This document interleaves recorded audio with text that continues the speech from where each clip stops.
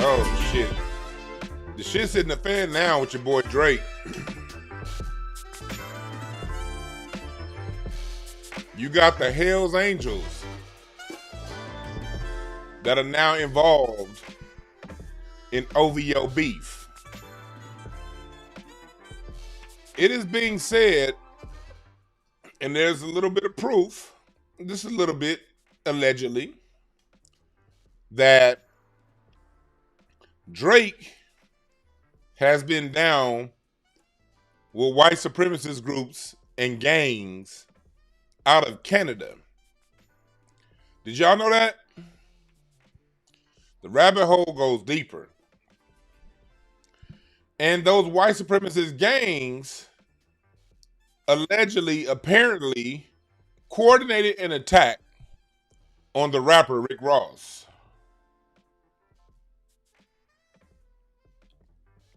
I want y'all to do right now, I'm about to play some music, but I want y'all to do what I'm getting ready to do.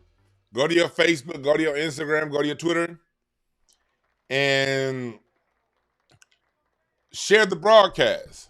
So what I'm about to do is, I'm about to get over here and hit this share button. So I'll be back in like 30 seconds.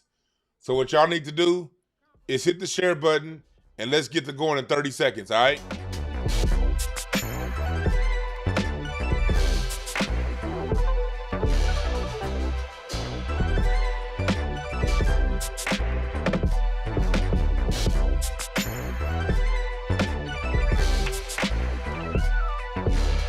That sounds good, don't it?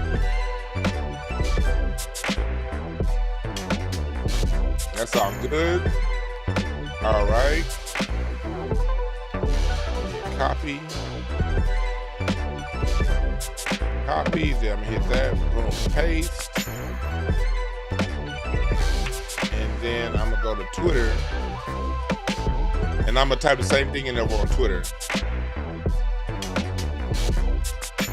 I'm gonna type the same thing over on Twitter. Then I'm gonna go over to IG and go to my stories.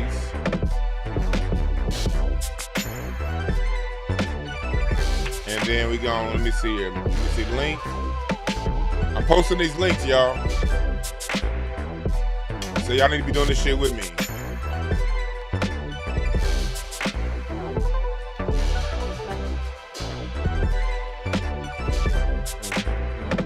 Let's see this here.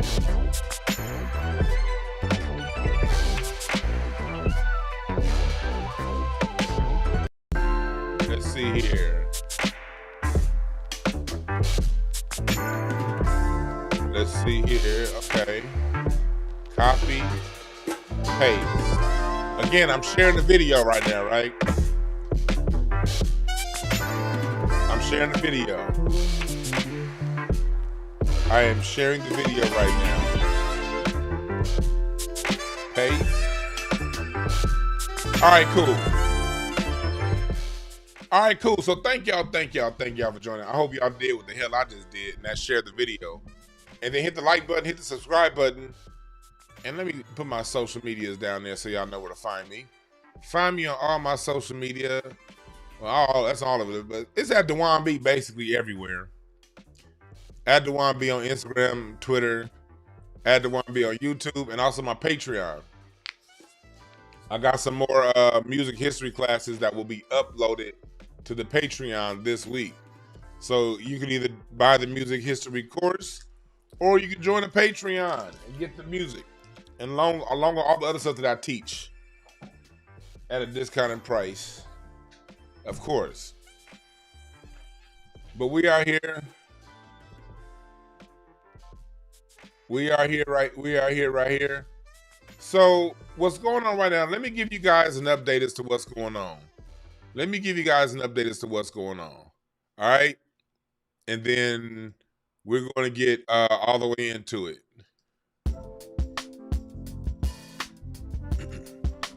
So let's give a quick overview of what today's about, and then from there we are going to go into fine detail. So rapper, and I will not play the whole video, the rapper Rick Ross, who has his own issues with Drake, came into Vancouver, Canada over the weekend, performed, and after his performance, I guess they said, apparently, I don't know how they know this, but apparently he was the reason they played Not Like Us in Canada. And as he was walking somewhere backstage, he was approached, and his security team was approached by these white guys. And these white guys proceeded to antagonize him. And then his security guard, this big Rick James looking nigga, got mixed up.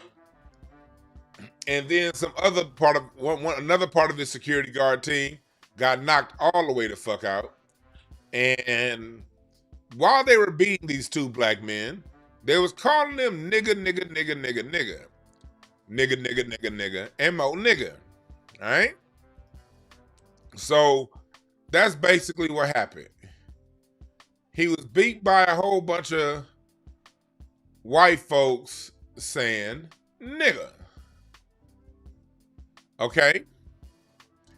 And along with the ass whooping, in the video that was posted, Drake liked the video. So Drake is antagonizing the beef more by liking the video. And in that, I was able to go, I went over to Tisa Tell's channel. I love her channel. Y'all need to follow Tisa Tell's. You know, that's just it stands for it. And I think she's just great at what she does. Her channel this morning had a long breakdown. So for the long breakdown of the Hells Angels connection, I deeply, deeply encourage you to subscribe to Tisa Tell's and go down the rabbit hole. Well, I went down the rabbit hole, and then I started finding my own information. Because, you know, that's the thing about rabbit holes. One YouTube channel can't do it all. One news article, one news source can't do it all. It's like the minute you go down, you start finding shit on top of shit on top of shit. But I encourage you, because it was her channel to where I found these details about the Hells Angels. And again, salute to that sister for drawing the connection. Because let's see if any of these bitch-ass rappers draw that connection. I'm talking about the ones who, after Kendrick dropped his song, they said, well, what about the gang violence? Remember everybody trying to blame Kendrick on everything and trying to talk about LA gangs? See, I'm from LA, so I took personal offense. As if niggas from LA are just these uncontrollable goons that are going to start beating up every Canadian because Kendrick said so. They tried to frame us that way. And they tried to frame the shooting at Drake's house last month or a couple months ago. They tried to frame that in the narrative of LA gangs and gang shooting as if Crips is going to Canada. You know, nigga, as if niggas as if Pyrus are using a passport to punk Drake. Like, come on now. Ignoring all of the gang life in Canada, ignoring all that shit. They already want to put the gang shit on us. Well, we're about to go down a rabbit hole today about Drake and his gang ties and his Canadian white supremacist gang ties. And I'm going to challenge any of these rappers out here, anybody that had, or black, specifically the black people, because I already know these white folks and these white adjacent folks. I don't expect shit from them. These are the most worthless, self-hating individuals that Satan has ever created.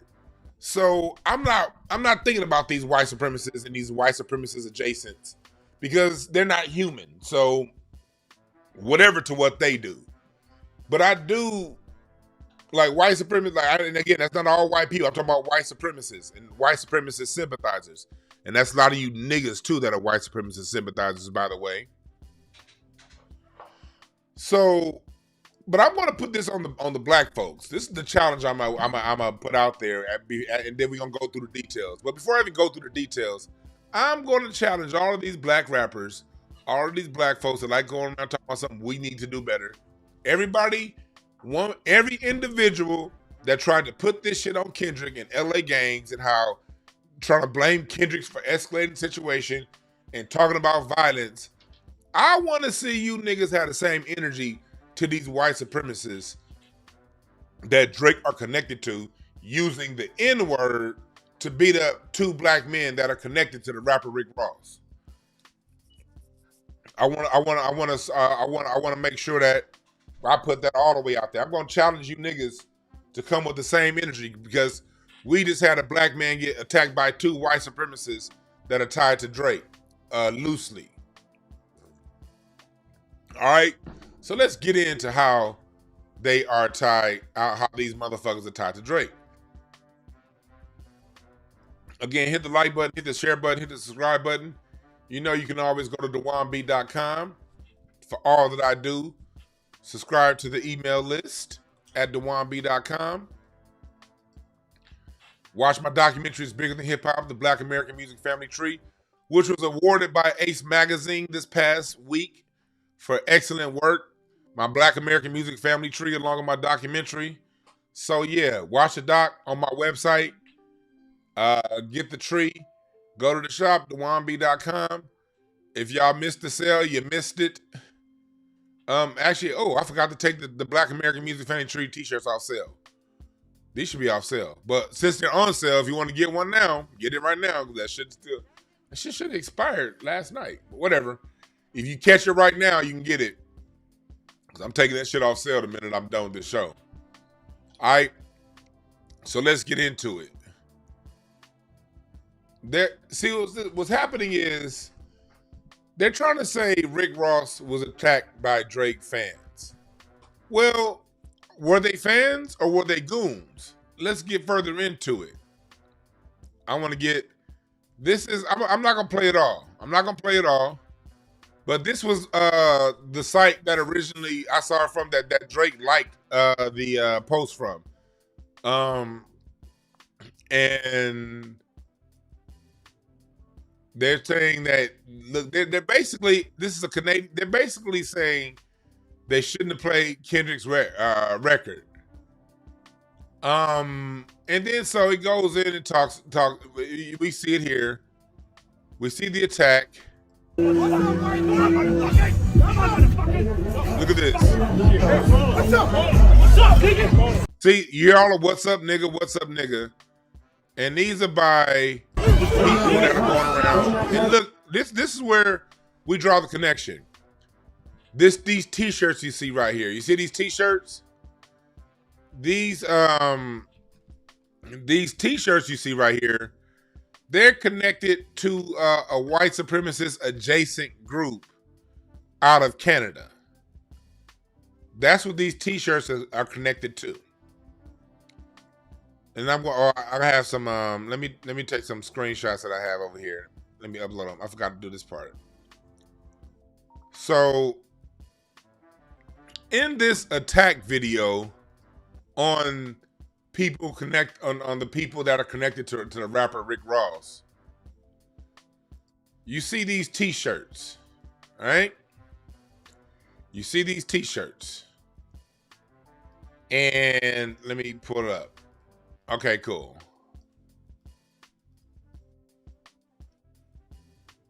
Here we go. So we see this here. Drake liked the video. This is the video I'm playing right here. This is the video that Drake liked right here. So you see him, you see it saying, and then the source is saying Rich Forever, that's Rick Ross, met the BC Demons at his show tonight. The BC Demons, that's the British Columbia Demons. And the British Columbia Demons, apparently this is one of their gang attire t-shirts. Well, the British Columbia Demons is a subsidiary of the Hells Angels, okay? What is Drake's affiliation with the Hells Angels? You've seen these pictures popping up. You see this T-shirt right here, Toronto 81. 8 is the eighth letter. The eighth letter is H. And H stands for Hitler. That's why if you see a lot of white supremacist organizations,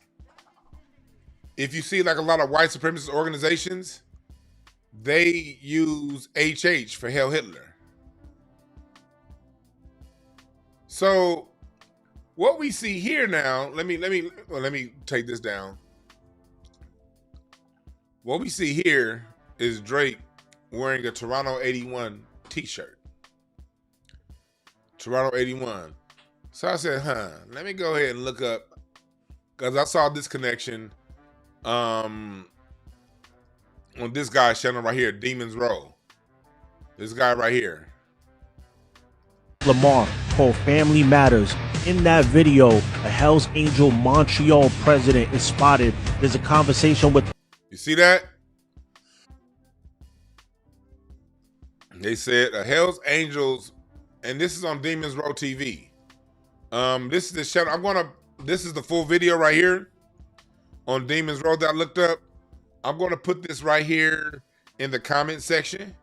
In the comment section, you get this video, and then you're also going to get Tisa Tell's video where she broke it all the way down. I put both of those videos in the comment section, so go to both of those videos for further reference, because they went further down the rabbit hole than I did as far as the Hells Angels connection.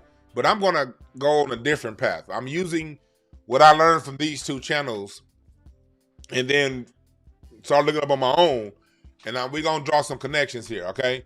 So again, I ain't the kind of nigga that take credit for shit, nigga. If I get something from somebody else, go to them niggas first.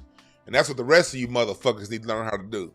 Y'all take information from somebody else's channel, you need to give them the goddamn credit, you fake ass, wannabe know-it-all ass niggas. Stop being a hoe, goddamn it. You get something from somebody else's channel, get in the credit. Shouts out to Red TV. Red gave me my, and everybody who do that, man. I'm always gonna give them the credit, man. Because I ain't the know-it-all. I ain't the end-all, be-all, know-it as shit. But I do get information, and when I get it, I draw my own connections. But always source where you got the information from. Don't be a hoe-ass nigga. Don't be a bitch. So anyway, in the Family Matters video, they have this stupid-looking motherfucker with the red bandana on. And he's a Hells Angels leader. So I said, okay, what's up with this Toronto 81? So I go to the website, Route Toronto 81, support downtown Toronto, Route 21, Route 81 Toronto. Okay. This is the shirt that Drake had. Known associate t-shirt.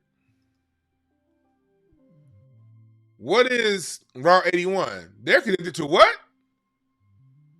The Ontario Hells Angels. Now, actually, this is the one that Drake had on. This is the shirt that Drake had on right here. Right here. You see it? You see this shirt? Toronto Support 81. You see it right here on the website. This is how you draw the Hells Angels connection. What do they say on their own website? On their own website, what do they have here? Hells Angels. Ontario Hells Angels.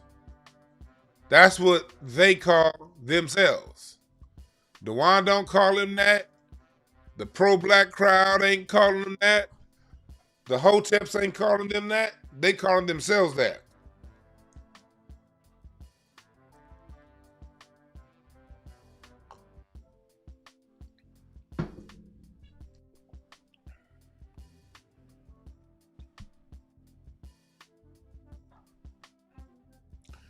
Yep. Chat room, Kia Willis says, black rappers supported Drake need to feel stupid right now. Drake is showing his true colors. Exactly. This is who Drake is aligning himself with. This isn't me talking as a hotep, as a pro-black. Nah, bitch. This is me talking as a concerned citizen of the United States, Black American, that has a culture vulture within our ranks. And then I went further on Tisa's video, and she put something very interesting about Canadian people. This is the Canadian news, drawing the connection between Drake and paying for protection. I hope, let me speed it up.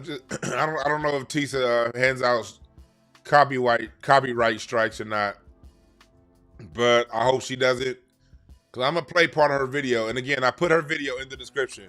And again, y'all need to, because look, everybody got time for bullshit, all right? You're not spending your whole life educating yourself. I'm more educated than 99% of you niggas when it comes to knowing shit.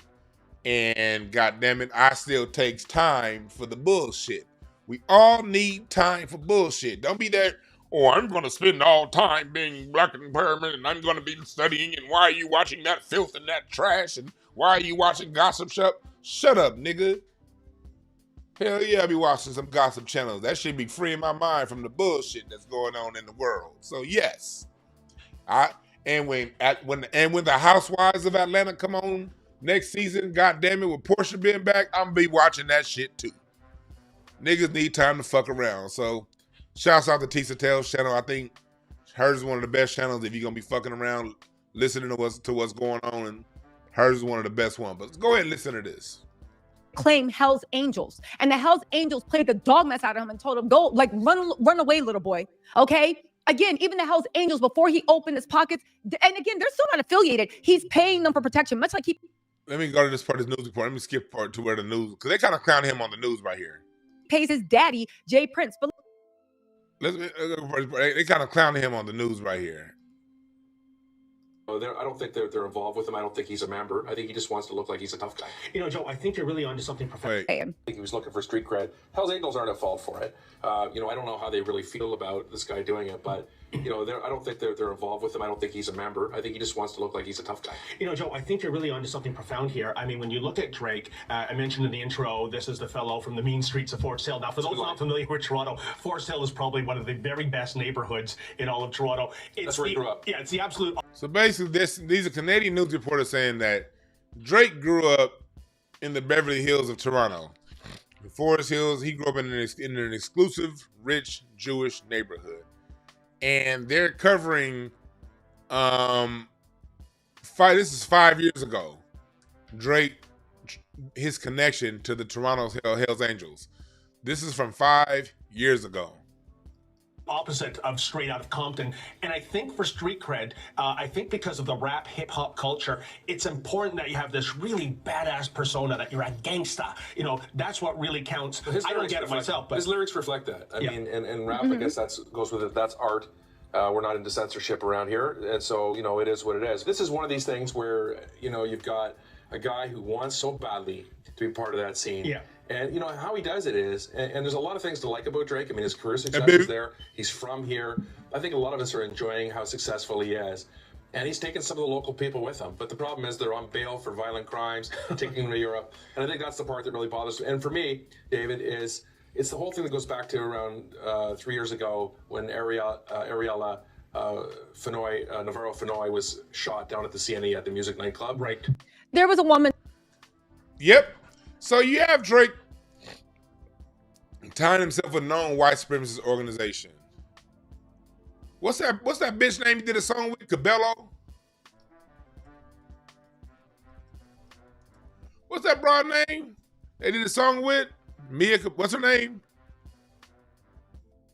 Oh yeah, Camila Cabello. Known racist Camila Cabello. That's her name. Camila Cabello.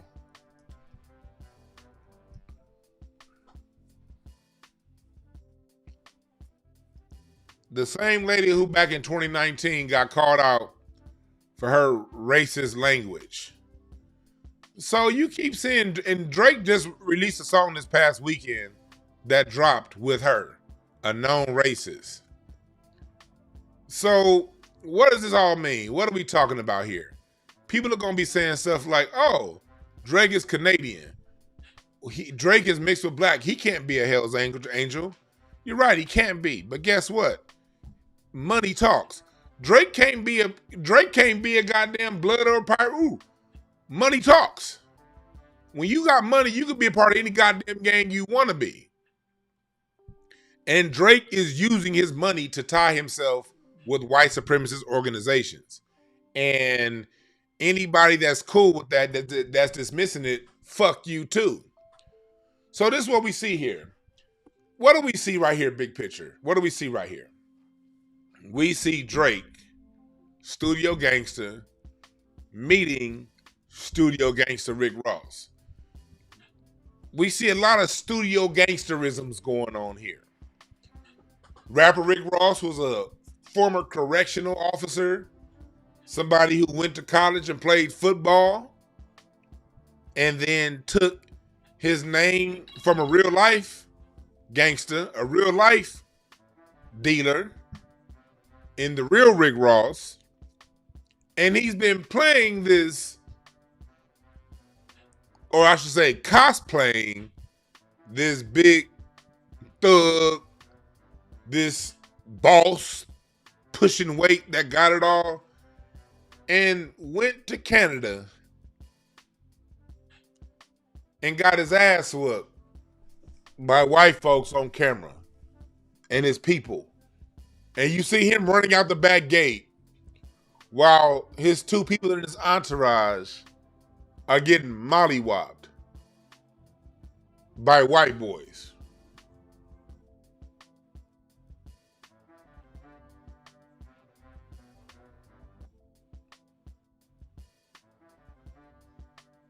That's sad.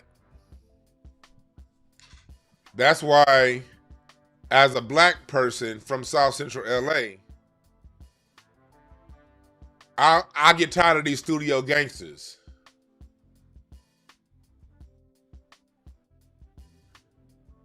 And we got hoes in the chat room. I'm making all the connections, you hoe ass nigga. Sit back and listen. Stop looking for attention with your hair. God damn, what's wrong with this nigga's hair? Let me see here. Oh, those are glasses. This motherfucker look like he had a white mama. We got somebody in the comment in the chat room that had a white mama talking. This nigga sympathize with Drake. That's that nigga with a white mama look. Hey dog, it's not our fault your mom smashed that nigga that didn't give a fuck about her and left you alone, like Drake. Shut the fuck up and listen, or be a part of the chat room. God damn it. You wanted some attention, now you got it. Anyway, that motherfucker. So back to what we talking about. And then white mama always, I'm not emotional. I'm very much under control, man. You're the emotional one. You look at this shit right here, goddammit. You look like you was the only black kid raised in a trailer park. Y'all ever know that one nigga that was raised in a trailer park? This is that one nigga that was raised in a trailer park look. This motherfucker got cowboy boots, swimming shoes, and Nike Air Force Ones. But all this niggas Air Force Ones got scuff marks on it, and they turning gray. You the nigga that walk outside in some scuffed up Air Force Ones, trying to play to your black side.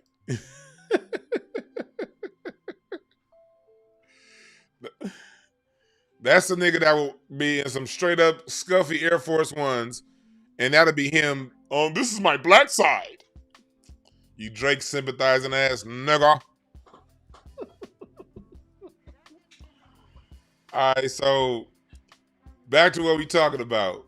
That nigga mad. Oh, that nigga mad.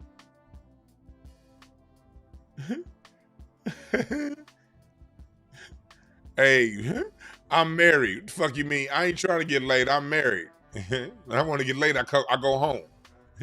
When you want to get laid, you pay for a prostitute. That's why you said that joke. Because you the one paying. You pay for black pussy. That's what it is. This the nigga, and I'm gonna get back to the subject because this is your typical Drake supporter right here. Right here. This the motherfuckers that black girls don't like me because they say I talk white. This is the whole black women don't like me because I'm not from the hood. Black girls don't like me because I'm not from the ghetto. Nah, nigga. Black girls don't like you because you wear you wear hoochie ass, tight ass hoochie shorts and pink salmon colored shirts with thong sandals on. That's why, nigga. When you wear them 1988 box shorts with thong sandals, that's the kind of nigga this is. Trying to call somebody emotional. Nigga, you look like you learned your blackness from BET, nigga. This nigga think being black is being part of a gang and talking slang. This motherfucker right here. I swear to God, JJ Redick is blacker than you, nigga.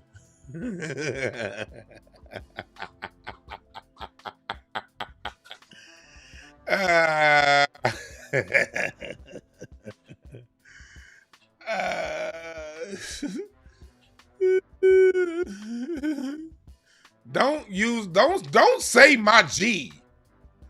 This is how you know this nigga's a cornball. This nigga just wrote the word. I just lost it. I just lost him. Y'all typing too fast in the chat room.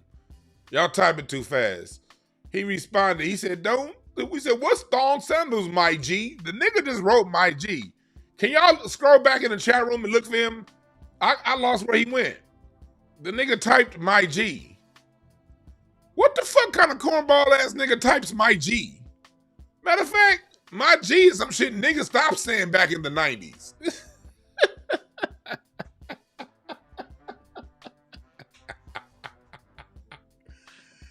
This motherfucker was raised in a trailer park in Des Moines, Iowa, talking about my G.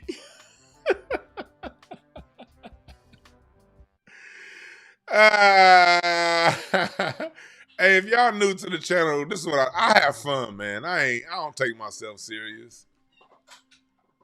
I don't take myself serious. I just want to report the news, have a little fun with y'all.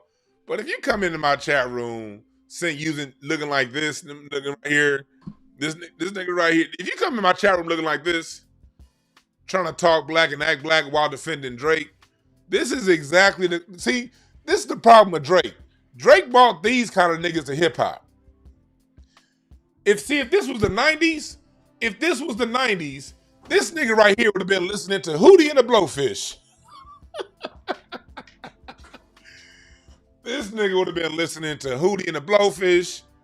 This motherfucker's favorite singer back in the early 2000s was Jewel. This nigga thinks Cyndi Lauper is classic R&B. Cyndi Lauper and Boy George are his OGs. When this motherfucker want to listen to some classic R&B from the 80s, this motherfucker gonna listen to Cyndi Lauper, Boy George, and his favorite line. The only Lionel Richie song he like is "Hello, is it me you're looking for?" That's the only Lionel Richie song. He don't like none of the Commodores, nigga. None of that. He don't like Brick House. This nigga don't even like All Night Long by Lionel Richie. The only Lionel Richie song he like is "Hello, is it me you're looking for? Cause I know just where you are." All right, man. I gotta get back to the topic. Man. You fucking Drake stan. You probably a bronsexual too. That's how most bronsexual niggas look. And I ain't talking about all LeBron James fans. I ain't talking about all y'all. It's some cool LeBron James. I'm talking about the bronsexual nigga. I'm talking about them them kind. Them weird ass niggas. You look like one of them. This nigga look like he orders chives on everything he eats. Can I get that with chives, please? Like, nigga, you getting a cheeseburger with chives? What the fuck? This nigga get chives on chili dogs after he finished chili dogging. All right, let me get back to the topic. Dog. I can spend the next hour talking about this nigga. Let's get back. I'm sorry. Hey, chat room. I'm sorry to everybody in the chat room. I'm sorry. I know y'all can't even talk about Rick Ross sending white supremacists Drake and his white supremacists attacking Rick Ross. But I had to get him. Ain't no nigga looking like that gonna come up in my room talking about anything official. Ain't nobody looking like that gonna come in here talking.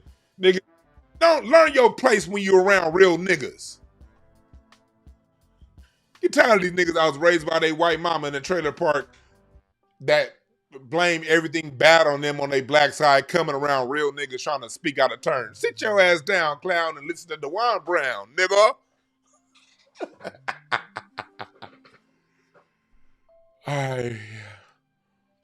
All right, cool. Back to what we talking about. So, Drake, I was talking about Rick Ross and Studio Gangsters. This is the issue I have with Studio Gangsters. Because, again, I was born and raised in South Central LA. And I'm a straight up square. And I'm a square. And when you born and raised in the belly of the beast where all this shit started, you don't play gangster games. Because being like my whole life,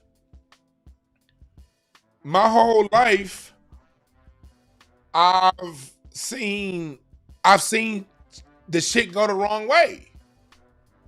See, the thing is this. In South Central, if you was a square, as long as you stayed in the square's place, you were safe. You were okay. You're fine. I used to walk up and down Crenshaw, Martin Luther King Boulevard. I never got banged on because I was clearly a square. Never use the word blood, never use the word cuz, none of that shit, because you don't play gangster games. So Rick Ross, the rapper, named himself, for those of you who don't know, after an established LA pusher named Rick Ross. Mind you, the real Rick Ross, do you guys know that when he was making over $1 million a day pushing drugs in LA, do y'all know that he funded Anita Baker's demo? The demo that went on to become her first album? Anita Baker's first album was made way by Rick Ross.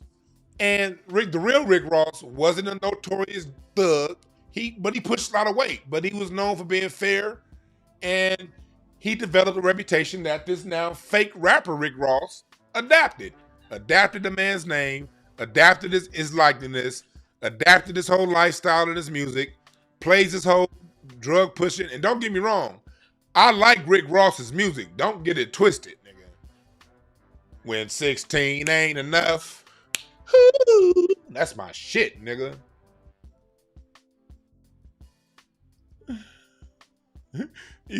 Tad Lawson, thanks for the super. I got some fools in my chat, so y'all want to fuck around my chat if y'all want to. And get some fools in my chat. This nigga super chatted to say that dude Kevin look like he listens to Perry Manilow. You right about that. Don't fuck around in my chat room, y'all. My chat room is the shooters, nigga, when it comes to the jokes. When it comes to the jokes, my chat room is the shooters. But, so Rick Ross been cosplaying a gangster. And then he gets confronted. First off, he goes to Canada with minimal security. Why would you go to Drake's home country with minimal security? You had two niggas with you. One of them looked like a big ass Rick James. The other one looked like a nigga that got his ass whooped. And the night ended with your people on their ass. The people you chose to bring to Canada with you, Mr. Gangster. A real gangster would know how to move. A real gangster would know to move. A real gangster would know to move to at least have some gangster security. See, this is a dude right here, the big dude that got his ass whooped in the name of white. See, look at this. This is a full gang. Look at the t-shirts. This is a full-on gang right here. They're all wearing the same insignia. This is a gang. This is a white supremacist organization. They agitate the situation. Look at this. They throw something on him. That's the rapper right there, Rick Ross, right there. That's the rapper Rick Ross. They threw something on him. Now his security is there. And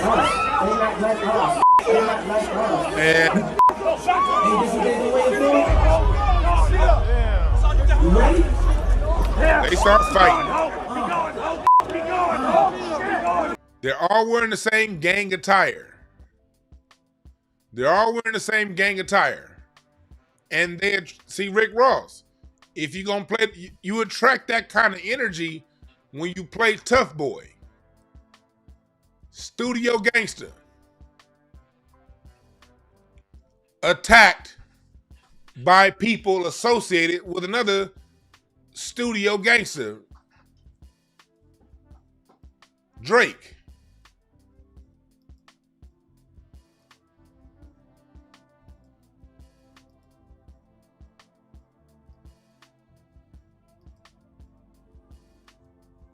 This is something I found when I was going through Reddit.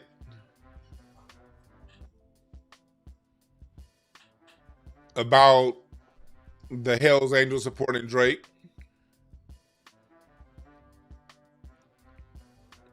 And so what we see here is studio gangsters getting attacked on racially charged basis over some studio gangster shit.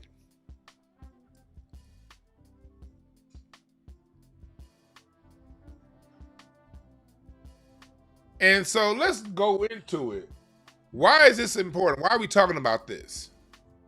Why are we talking about this? We're talking about this because gangs are oftentimes associated with just black people.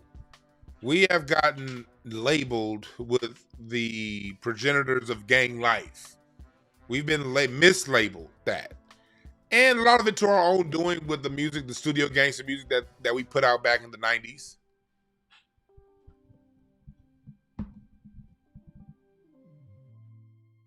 With the studio gangster shit black folks put out back in the 90s, starting back then. But we got to see that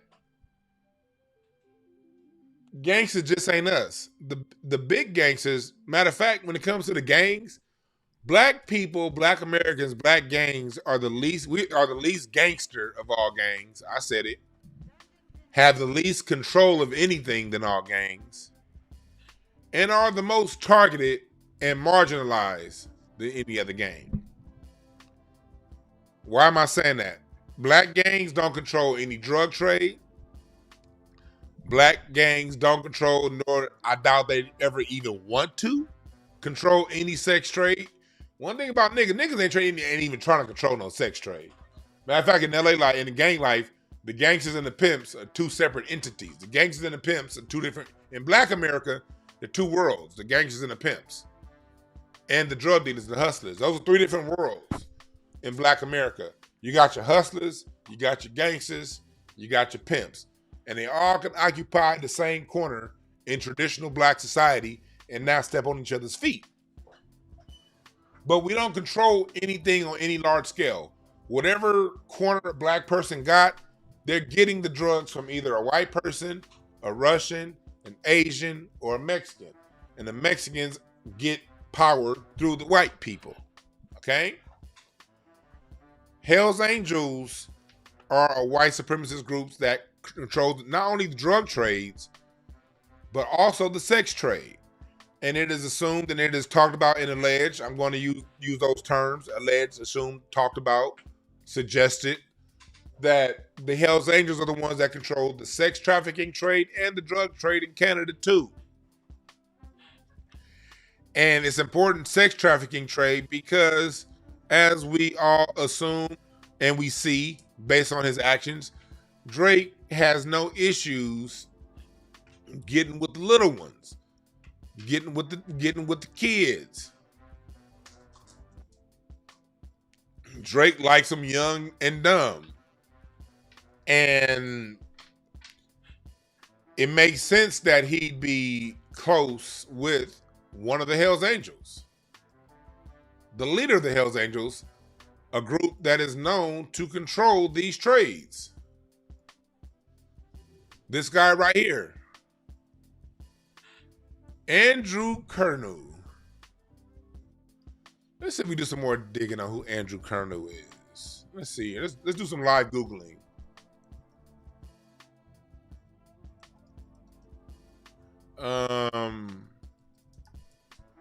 Let's see here. Let's see here. TikTok. You didn't. Sorry to interrupt you, but you didn't review when you were covering the Family Matters video. Yeah. In the last beat, when he's over there, he goes to talking to that dude. Who the hell is he talking to, nigga? That's why I was trying to figure out when I was reacting to the shit. Who the fuck is that nigga with the bandana, with the tattoo on his neck that he's talking to? Wait, are you asking this like rhetorically, or you're genuinely asking who he is? No, I'm asking for real, because I watched your reaction. I did a reaction, and we assumed at first that it was some kind of Hell's Angels, but then when we looked at it a little bit more, that looked like a Mexican or some kind of, some kind of blood. So, and it was just a random conversation that's happening in the video. Why is it there? Hey, from what I got told, this is what I got told. Okay, that's what I got told. I get a random call, and a random call that says, "Hey, listen. By the way, you see the guy who's Drake's talking to at the end of the video with the bandana? That's one of the leaders of Hell's Angel. Oh, fair use, motherfucker. And fair allegedly, use. Yeah. that guy lives in the name. That's one of the leaders of Hell's Angels. Huh.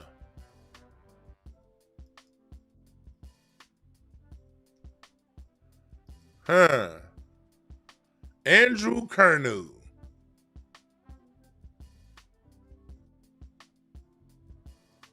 Former Hell's Angel, Dane Brockovich, got a major win in court. He got in trouble in the past for wearing a Chicago. I don't want to get no strike. Okay, but this is Andrew Konel. Okay.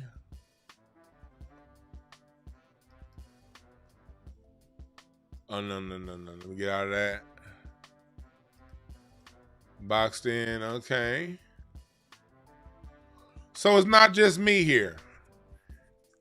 You're seeing the connection. You're seeing the connections. You're seeing the connections. It's not just me here. So you have Drake paying his way. And here's the thing about it. Here's the crazy thing about it with Drake. Drake is black and Jewish. Two groups that white supremacist groups like the Hells Angels generally don't fuck with. But guess what, Chuck? Money talks and bullshit walks. You dig what I'm saying? Money talks and bullshit walks.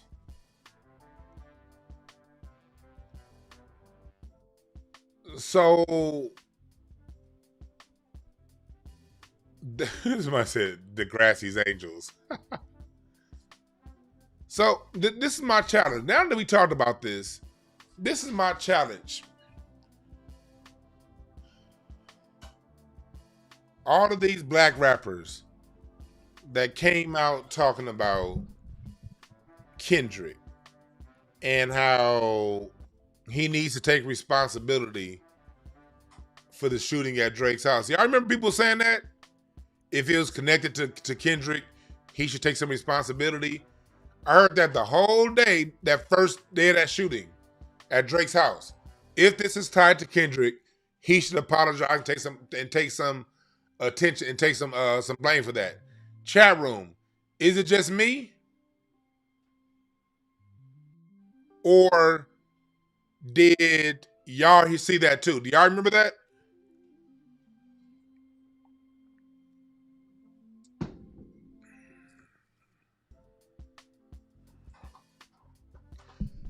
So, where is the pressure for Drake to take responsibility for this?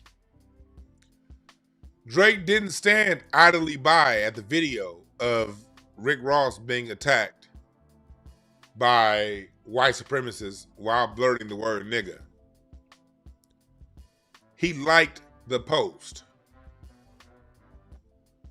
Will there be any chastisement from the black hip hop community towards Drake?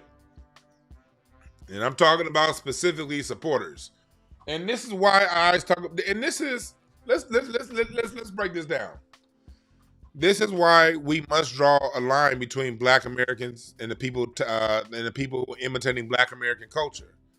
This is why we got to gatekeep our culture, because we'll get pinned and they'll call us gangster this and gangster that, and make Kendrick Lamar or try to pressure Kendrick Lamar into apologizing for something he didn't do. But then when this is where Drake's whiteness or white adjacentness comes in. His whole culture, his whole country, they don't get connected to this bullshit. This happened in Canada from a rapper that's currently beefing with Drake. Remember, Drake put out diss words to Rick Ross in his music. Drake dissed Rick Ross. Drake dissed Rick Ross in his music. So does that mean Drake sent out a signal to his white supremacist homies to say something, to do something? Again, Drake chose to wear this shirt. This would be no different than, well, they don't allow black gangs to actually have official shirts. But here in LA, that'll be like wearing a Houston Astros hat. If you're from LA, you know Houston Astros means 8 trays. It's like wearing those Yankees jackets. Them blue Yankees jackets mean that's a nigga from 60s. Y'all gotta know these things when you come to LA. It's not about colors in LA. It's about the team apparel that you wear. You don't wear no fucking Pittsburgh Pirates hat out here in LA. You'll get fucked up if you're in the wrong neighborhood. This motherfucker Drake is literally wearing a shirt supporting white supremacists.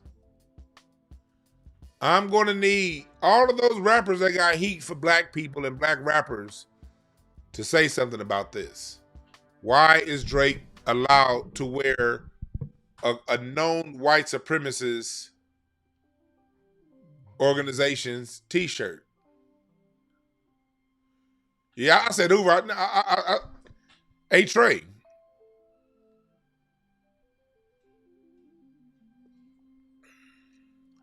Those are them Hoovers, them goddamn Astros hats. No, not the. Did I say Hoovers? Or did I say A Trey? I'm dyslexic. That's why I don't wear no fucking hats. You ain't gonna see DeJuan Brown. I don't have baseball shit in my closet. Cause I'm dyslexic. I'll wear the wrong fucking hat real quick. Cause I don't give a shit about these gangs out here. I don't play their games. So I don't wear none of that shit.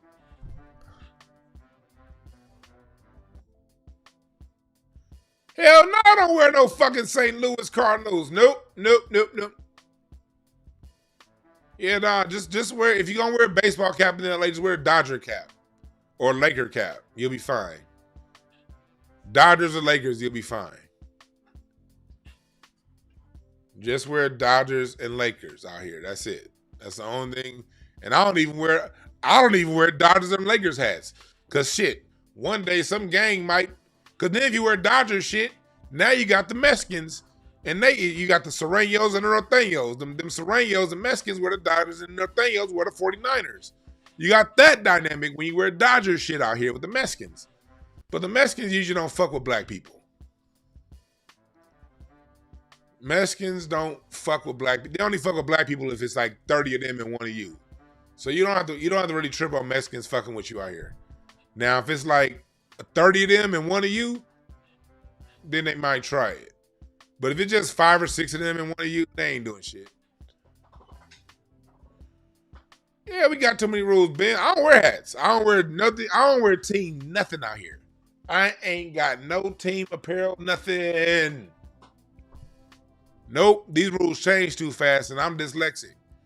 Nigga, I'll be wearing the wrong hat in the wrong neighborhood thinking I'm in the right, thinking I'm doing the right.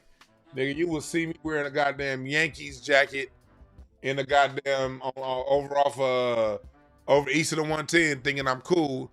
No, nigga, that's East Coast. Oh, no, that's the wrong one, nigga. So I don't wear none of it. This nigga said Drake about to perform for Ron DeSantis.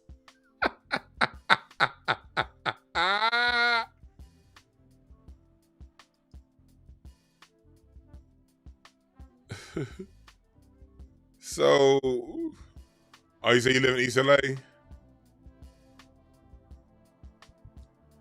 Yeah, you know, Rafa, you might be an issue there. You got. If you live in East LA, Mexicans will beat your ass if it's 25 of them on you. Yeah, but if it's anything less than 7 or 8 on one, they ain't fucking with you.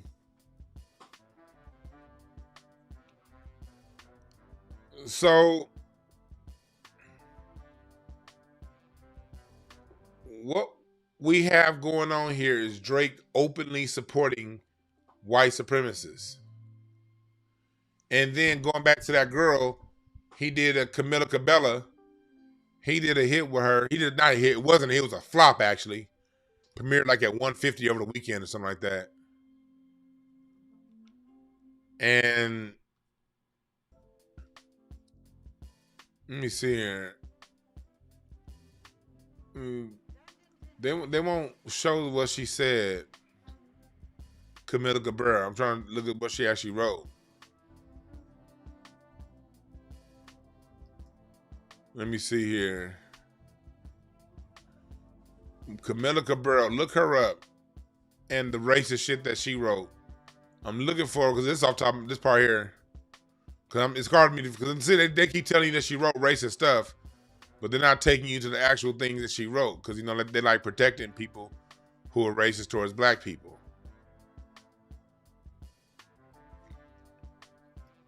You dig? Let me see here. Vulture. Let me. I'm over here thinking. I'm searching it with you guys. I'm looking for it right here, but no, I'm not a subscriber. Yeah.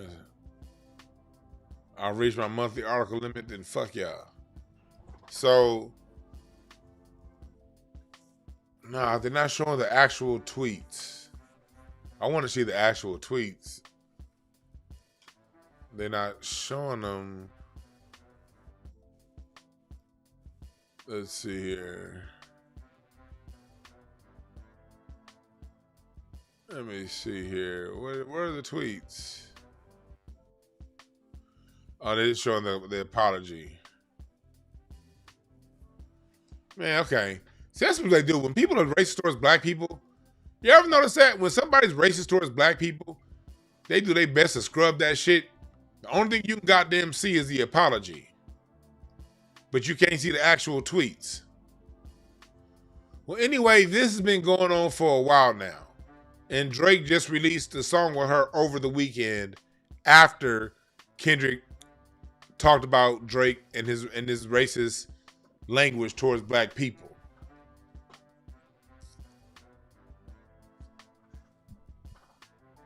So this is what it is to all you rappers that are now for me, it's now, in my opinion, it's now on the rappers that align themselves with Drake. Who are you aligning yourself with? If you say you don't want violence, that you shouldn't make rap about violence, and if you say that we as a people should duplicate as TIFF, TIF, there we go.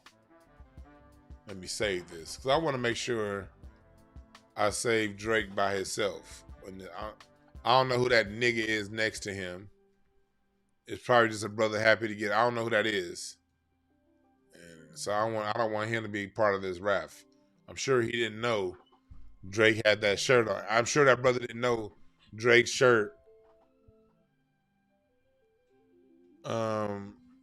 You said Moxie Pooh, I try to take screenshots. That's my man, Moxie approved. That's my dog right there. That's my dog. We go back to LA, shit, 10 years ago when he started doing comedy out here in LA.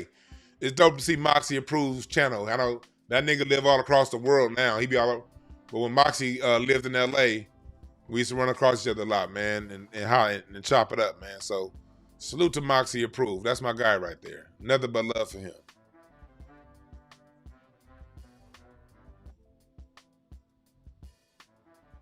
You say you need to get back into reading? Hey, I got a reading class coming up.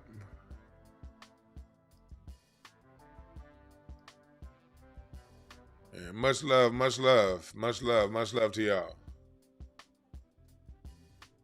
So, hey, look at this shit right here. Hey, look at this. Hey, look at this comment. Don't speak on Canada and Canadian police if you ain't know shit about Canada. Goofy MF. This person's using Black American vernacular. Hey, chat room. Who is this person right here? Ghost Hazel Q speaking in Black American vernacular. Mind you, he's using different errors of Black American vernacular in one statement. So that's how you know this motherfucker ain't shit. This motherfucker don't speak on 90s. If you ain't know, okay, Canada, that's more New York. Don't speak on more LA slang. If you ain't know about Canada, that's more New York. Goofy is something that, cats really started saying a lot about, the last decade, but really have calmed down a lot on. This nigga got 3 different sections of Black American slang that he's using, trying to tell me not to speak on something. Man, let me tell you something from the bottom of my heart. Man, fuck you and Canada. And not to all Canadians. Canadians that try to act American and talk American and steal culture like Drake, and then try to turn around and threaten and fuck with Black Americans using Black American vernacular. Fuck you types. The rest of y'all is cool. I like Canadians that say, don't you know? I like Canadians. I like the nice Canadians, the good Canadians, not culture vulture ass Canadians. Nigga trying to talk black while trying to check a genuine 100% limited edition Black American from 1865, bitch. Learn your place, motherfucker. And you can get your limited, matter of fact, you can get your limited edition t-shirt right now. The shirt that I'm wearing, you can get it right now at dewanb.com. This is the last day the Juneteenth t-shirts are going to be up. Taking those down too, along with cutting the sale price out. But you can get the limited edition t-shirts right now at dewanb.com. And if you think I'm preaching, hit the cash app, $ Dewan Brown. Hit the cash app. If you feel what I'm saying, hit the cash app, fellers.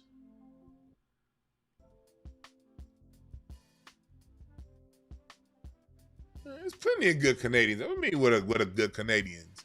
Canadians that mind they fucking business. That's good Canadians. Canadians that leave us and don't try to act like they black, like this nigga right here. Yeah.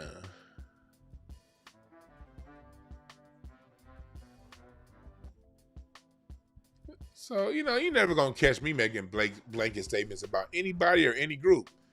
Unless it's the fucking Hells Angels. The Hells Angels are a white supremacist organization that are immune from law. They control a lot of the drug trade, a lot of the sex trade, and they're extremely racist. They don't like black people. And Drake chose to align himself with a group of people who don't like black people. That's a problem. That's a problem. It's a major problem.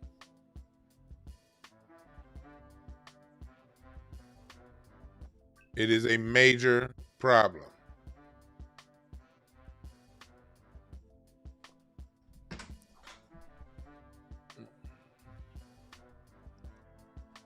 Yeah, so Drake using Aryans to push a racist agenda, beating the brakes. All around, man, this looks bad, man. You got a nigga getting his ass whooped in Canada by a fake studio gangster getting his ass whooped in Canada by real life Canadian thugs in an unfortunate twist of events where the real life gangsters whooped the ass of the black fake studio gangsters. If y'all want to give y'all opinions on this, give me a call, 323-744-7425.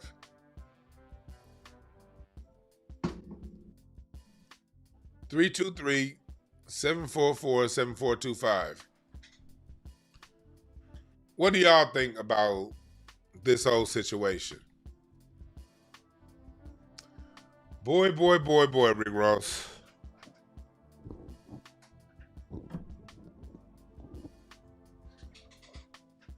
That's why I don't like this whole, that's why I don't like all of this studio gangsterism. Like, I don't play with this shit, man. I don't like people playing tough.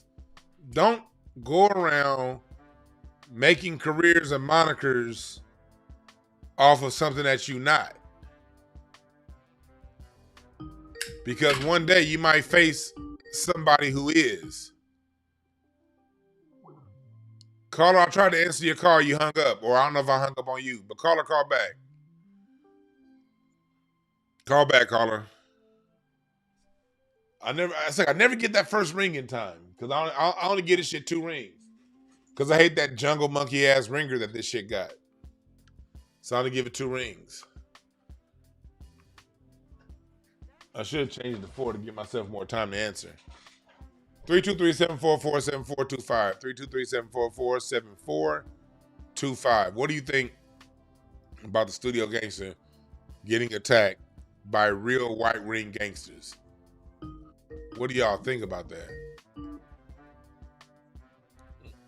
What's up, caller? What's the name? Where you calling from? Thomas, man, calling from Omaha, Nebraska, man, via Oakland, California. What's up, man? How you doing? I'm good, man. How's it going, my brother? What's on your mind, man? What you think about this shit, bro? I'm trying to figure it out. I just walked in the house, man, and heard and seen the clickbait about your boy getting jumped by somebody up in Canada. I'm like, damn, I'm trying to figure out what's going on, man. This is some daily midday news shit, man. Man, well, the best thing you could do would be to go back and watch the whole first hour where I laid it all out, and you'll find out it wasn't clickbait. It's much more substantive than that. Rick Ross basically got his ass whooped in Canada after a show. Okay. He got approached by this white supremacist group that antagonized him, and they threw some water or some kind of liquid on him. And while he dipped out the back, his 2 people that he had with him in security or lack thereof got beat up and stomped out, kicked in the face while being called nigga by a white supremacist group. And Drake, when the video was posted, Drake liked the video of Rick Ross getting his ass whooped by a white supremacist group while calling him nigga. So basically, that's what happened. Rick Ross so yeah, that's out of bounds. All of that's out of bounds. You know, the brother showed and he ain't had no business taking the homie name and all that back in the day, the Rick Ross character. But as far as him getting his hands and feet put on him, you know, that's unfortunate, man. You know, we got to that's unfortunate. I don't want to see that. You know, I appreciate that. You know, people had his security and all, but I'm pretty sure they need to earn their money, man. You you got to move better than that, especially out the States. I don't know what their laws is up there, but apparently you can't walk around with no weapons or whatnot. So you need to be having some kung fu masters with him. Right. Apparently.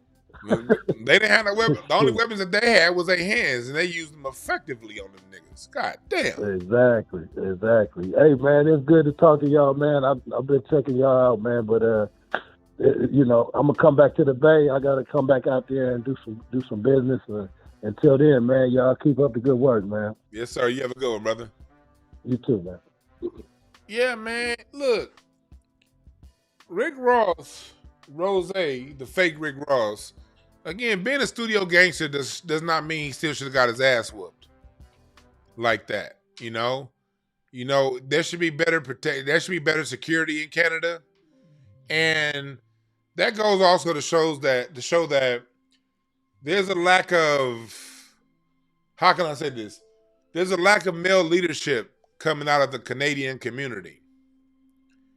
The Canadian white community. You have people who are taking music lyrics so seriously that they're fighting rappers. There was a shooting at Drake's home 2 months ago in Canada. There's a lack of, what's going on in Canada? What's going on with leadership? Caller, can you please turn me down? What's going on? Yo, you got me live? I'm on? Yeah, but turn me down real quick. You're in the background, and I'm gonna get to you. In the background, all right. There is something wrong in the male leadership out of Canada that's raising young men to gravitate towards the gangster lifestyle. What is up? What is wrong with the women in Canada? Drake's mom procreated with a man that she did, for whatever reason, she chose someone that wasn't around him. I'm not sure if it was by choice, or maybe she moved to Canada to get away with him. Whatever it was, she was an irresponsible single mom that did not have a male fatherly presence in the home with her son. So since Drake's mom didn't have a strong male voice in the home, he gravitated towards music videos of destruction and music of destruction that marginalizes Black America because he has no male leadership. Because these men in this video, they didn't learn how to resolve conflict like men and talk things out and be and politic and break bread and talk like real men. The lack of male leadership from the white community in Canada, it is atrocious, it is abysmal, and it's something that we all need to talk about and highlight. And if we also need to ask, I'm gonna get to you, caller, we also need to ask ourselves, is Canada a safe place for Black American? Is Canada a safe place for Black rappers? Will Canada provide enough security with their thug upbringing, with those thugs they have out there that are Hell's Angels and running the streets, that they're doing nothing to arrest, nothing to do anything about? How is this known thug a next door neighbor to Drake? Somebody who's a leader of a white supremacist gang organization. How is he walking free and living right next to a superstar celebrity without facing the consequences of law? We have to ask these questions. Caller, what's your name? Where are you calling from? Yo, this is Dangerous Derek calling from Jersey. Dangerous Derek from Jersey. So that's a funny name. So what brings you on, brother? I like your perspective. Yo, you look like Phase on Love. You ever heard that before? From everybody who don't have jokes, yes. You sound like Pee Wee Herman. You ever heard that before? No, Next. bro. You sound I just want to give a perspective I think a lot of people missing. Go ahead. When the song that's playing in the background is a hot song right now, that Kendrick Lamar did. Now you from LA, so you from LA? Yes, I'm from LA. So you remember that whole Biggie too? Remember when Biggie dropped "Who Shot You"? Yeah, 30 years ago. Yeah, that was a hot song back then. I think they told him you got to be careful performing that song in LA. Yeah, that was a while back. That Yeah, I'm showing my age. But that ain't got nothing to do with this though. So we talking about something. We talking about this situation. That was 30 years ago, and everybody involved in that's dead. So they ain't got nothing to do with this. They not like us in the background. They not like us and Who Shot You, two different songs. Who Shot You is literally Who Shot You. They ain't like us. Doesn't advocate violence. It's just showing a difference between cultures. That's not violent. It's okay to say my culture is different than yours. That's no violence in that at all. Now, Who Shot You? That's violence. 30 years apart. Where you say you're from Jersey? What's your racial makeup, my brother? I'm Black. What part of what kind of Black? Where your mama from? Where your daddy from? African American. Where your mama from? The South. What city in the South? Carolinas. Huh? The Carolinas. What city? You don't know what city your mama Columbia. from? You don't know what city? Are you? You just got to Google a city. Sumter. You said Columbia, now Sumter. Which one is it? Columbia or Sumter? Come on, brother. It's your mama. You should know where she's from. A lot of people don't know the Carolinas like that. I don't know how deep you go with the Carolinas. So where daddy from? The same. Okay, from what's the same? Which one? South Carolina. Which one? Columbia? Sumter? Which one? No, it's a small town called Lynchburg. Oh, now Lynchburg. Okay. So when did y'all migrate up to Jersey? In the 70s. What year? I don't know exact year. It was after the Newark riot. They had a riot in Newark back in the day. Well, that's kind of odd because most people that migrated from the Carolinas to New York, they did that in the 30s, 40s, and 50s. By the time the 70s came around, you kind of had people migrating back to the South from New York. Like no, I'm saying that because I was born in the 70s. That's why I said 70s. I was born in the 70s. What year? What year? 76. Okay. So what high school did you go to in Jersey? It's called Weekway. Okay, it's a Native American name. It's a Native American name? Okay, yeah, let's test you black. Okay, let's test how black you are. God is good. All the time. All the time? All the time. All the time? Absolutely. No, all the time? Yeah, all the time. You ain't black, motherfucker. Get off my fucking phone. Where are you really from? You failed the test. Wait, because I said all the time. You failed the test. God is good. You failed the test. Where you're from. Tell us the truth of where you're from. You only got the first part of it right. You don't know the second part. And it's too late to go Google it right now. Where are you from? You ain't black. Where you from? Just tell the truth. Be proud of your heritage. Judging me off my voice. Man, be proud of your heritage. Where you from, man? I'm black, bro. Where are you from? You don't even talk black. Where you from? Let's tell I'm blacker than you. What are you talking about? How do you know you blacker than me? Well, where you from? What makes you blacker than me? Is it because you saw your mama walk in on the? No, because I know. Did you walk in on your mama sucking a black dick, and you think that puts you on the same level as me? I know hip hop culture is violence. What are you talking about? Where are you from? You sound like you Puerto Rican or some shit like that from Jersey. No, man. I'm just a black dude. You are. You probably got a mullet and a fishnet shirt on right now. I'm just a black dude who reads books. You gotta tell me what. If we gonna keep this conversation going, you got 10 seconds to tell me where you're from. What are you really? That's the problem. You got 10 seconds. People, just because you're smart, you got 10 seconds to tell me where you from. You flea-bitten mutt. Where are you from? Yo. Yeah, you ain't. Man, get your ass off my phone. Yo. Y'all see how it is, folks? They love coming around us, don't they? They love coming around us, man.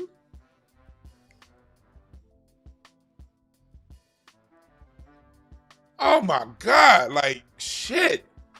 This is a black space right now. We talking about a black man getting beat by racist Hell's Angels. And you got non-white people coming in here, non-black people trying to be all up in our mix instead of listening and knowing they fucking place. What's up, caller? What's your name? Where you calling from?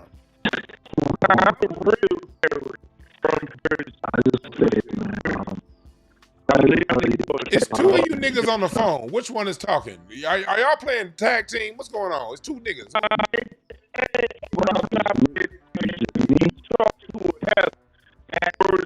It's too many niggas talking. I'm not about to talk to two niggas. What's up, caller? What's your name? Where you calling from? Oh, this that bitch ass. Oh my God. Shit. Y'all see how it is? We can't just have our own space. We talking about some shit that is old school racial violence in the Americas. And we got these motherfuckers calling in. trying to troll and can't even call in from a, don't even know the, if you're going to say you black, you got to at least know the answer to that question, the whole answer. What's up, caller? What's your name? Where you calling from? What's good, man? It's Chalky, man. I just called up, man. You can't Okay, hear cool. two people no more, right? Yeah, no, you good. Yeah, I think the phone lines will cross. What's on your mind, brother? Not much. I just want to say in regards to the last caller, man. I'm familiar with the Carolinas and all of that. Columbia is close to Sumter. I just want to say that much. I got family in Columbia and Charleston and all of that. Oh, I know the proximity. Okay, cool. In regards to this whole Rick Ross Drake shit, I watch your program a bit whenever I can catch it. What you on? I'm on the same tip, like, you know, conservative black men. You know what I'm saying? Real black men, no nigga shit. Hip hop is a burning building filled with niggas, man. You can't make sense out of something that doesn't make any sense at all. Rick Ross. So we got two layers. You coming at it from a conservative black man aspect. No, let's cool off on that conservative talk. I ain't no conservative, but keep going. Don't label me a conservative. I am not a conservative. But go ahead. My bad. I ain't liberal either. I'm just a person that takes things case by case. My bad by labeling you. My bad. My apologies. Yeah.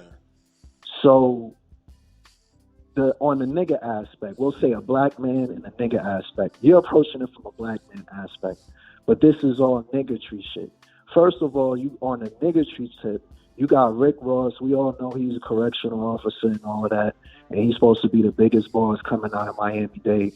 I guess the whole excuse, as far as him having security instead of him having, you know, the Zoes with him, them Haitians down in Miami, them 305 boys, is they couldn't get into Canada because they got felonies and all of that. But if you a boss and you've been a boss for this long, you're supposed to have a whole side B goons with you that can pass the borderlines, can go out of the overseas with you, and they are going to act up in case of situations like this. It's an L for Rick Ross, but Rick Ross been catching L's. And it's like, it's an L for Drake too, because, yeah, like what you said, I mean, even if they ain't bikers, it's like, them all, you know what I'm saying? They all them boys, man. They good old boys. They Canadians. So them is the, like Canadians, like what you said, they known to be nice people. But them, the goons of Canada and all that you're trying to tell me, like these bald-headed boys that's out here, like, saying nigga and beating people up and all that, like. I got a quick question for you, because someone in the chat room agreed with you when they said this niggatry, you must agree. Question: if it happens in Canada and it's an attack that started by white supremacist bikers in Canada, where they outnumbered 3 black men, and they started the attack, and Drake, a Canadian rapper, right, making a song attacking Rick Ross, and how does this fall back on niggatry, black people? How does this fall back on niggatry? Yeah. I mean, it was an attack. Let's just take it for what it is. Let's put all of our real quick. Let's just put all of our personal biases to the side. All of our personal biases aside. It happened in Canada from a white supremacist group that Drake is tied to. How does that fall back on us? All right, so on the niggatry tip, it's like, if you look and you give it up a certain type of way and you go to Canada now, even if you don't, like, you ain't on no street tip, you work and you handle yours, let's say you just want to go to Canada to check some chicks, or you want to go to see the weather and all of that, it's people out there that's going to maybe try you because they think you a black American. You know what I'm saying? If that answers your question as far as... Now, I want to take each one of your statements line by line. You're right. I agree. People might attack you because you're black American. Now, how does that fall back on niggatry and us if we're the ones being attacked? How does that fall on niggatry and us?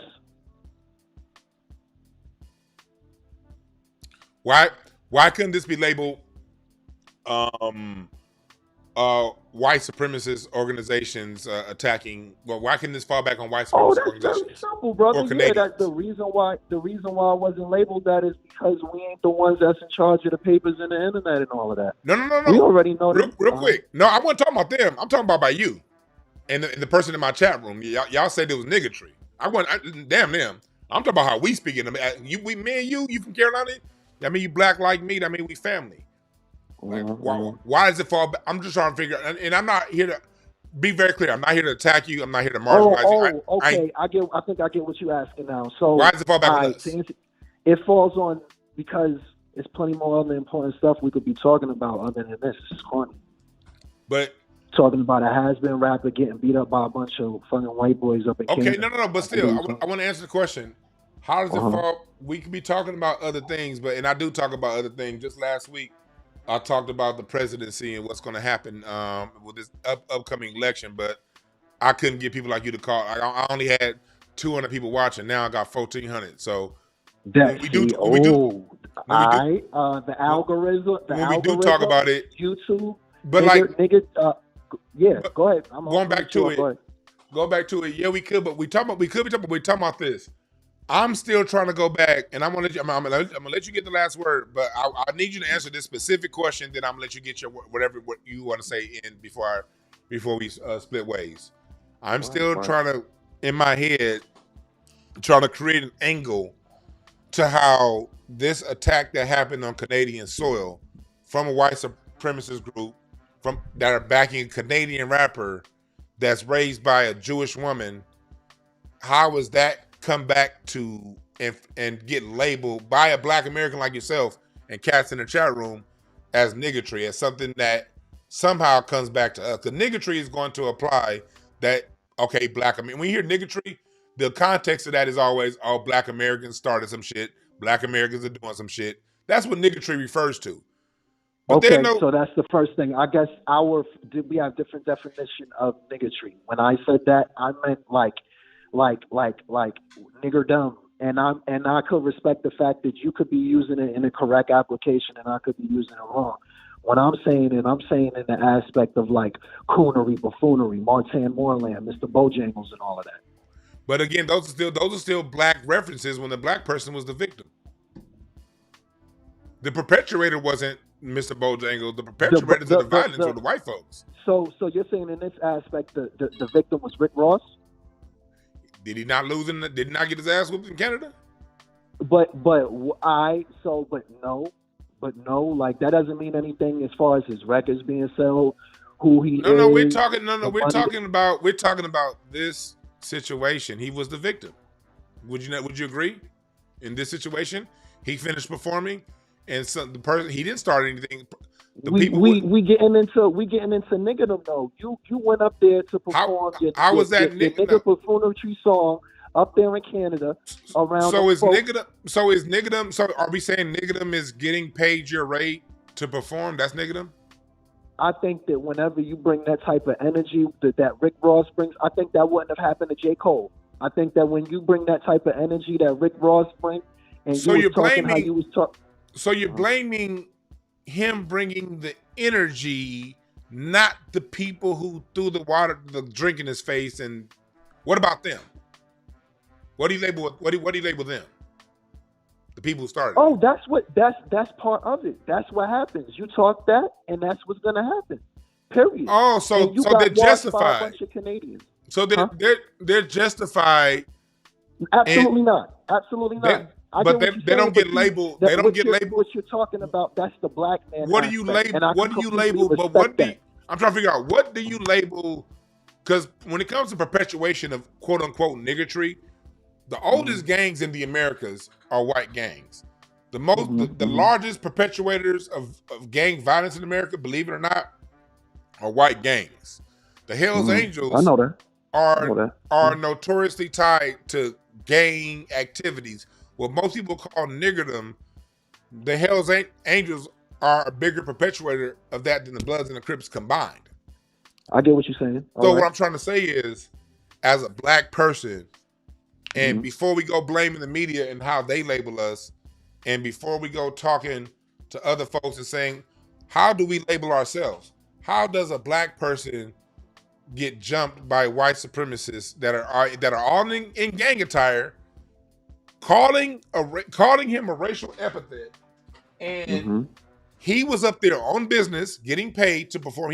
He didn't go to Canada to say, hey, I want to do it. He was called to Canada. He was booked by these people in Canada. Usually you book for a person with Rick Ross's schedule, usually you're booked a year out, anywhere from 9 months to a year out. So this booking probably happened last summer. He's showing up. He's getting his appearance fee. He's playing his character, his studio gangster role with the chains on, and he's back in the pocket. And he didn't agitate anybody. He didn't start anything. He didn't say anything.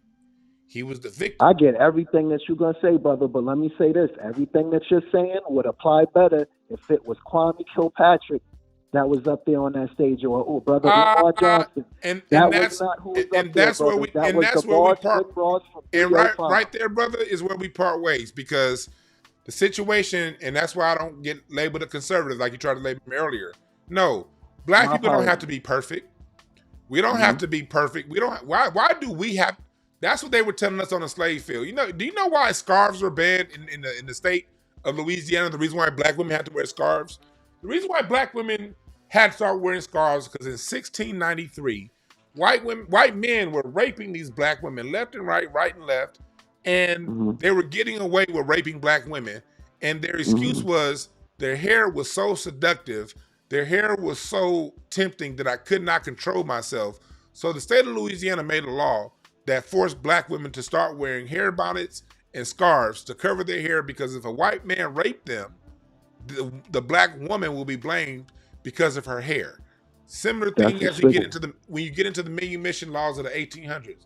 Black male activity was criminal.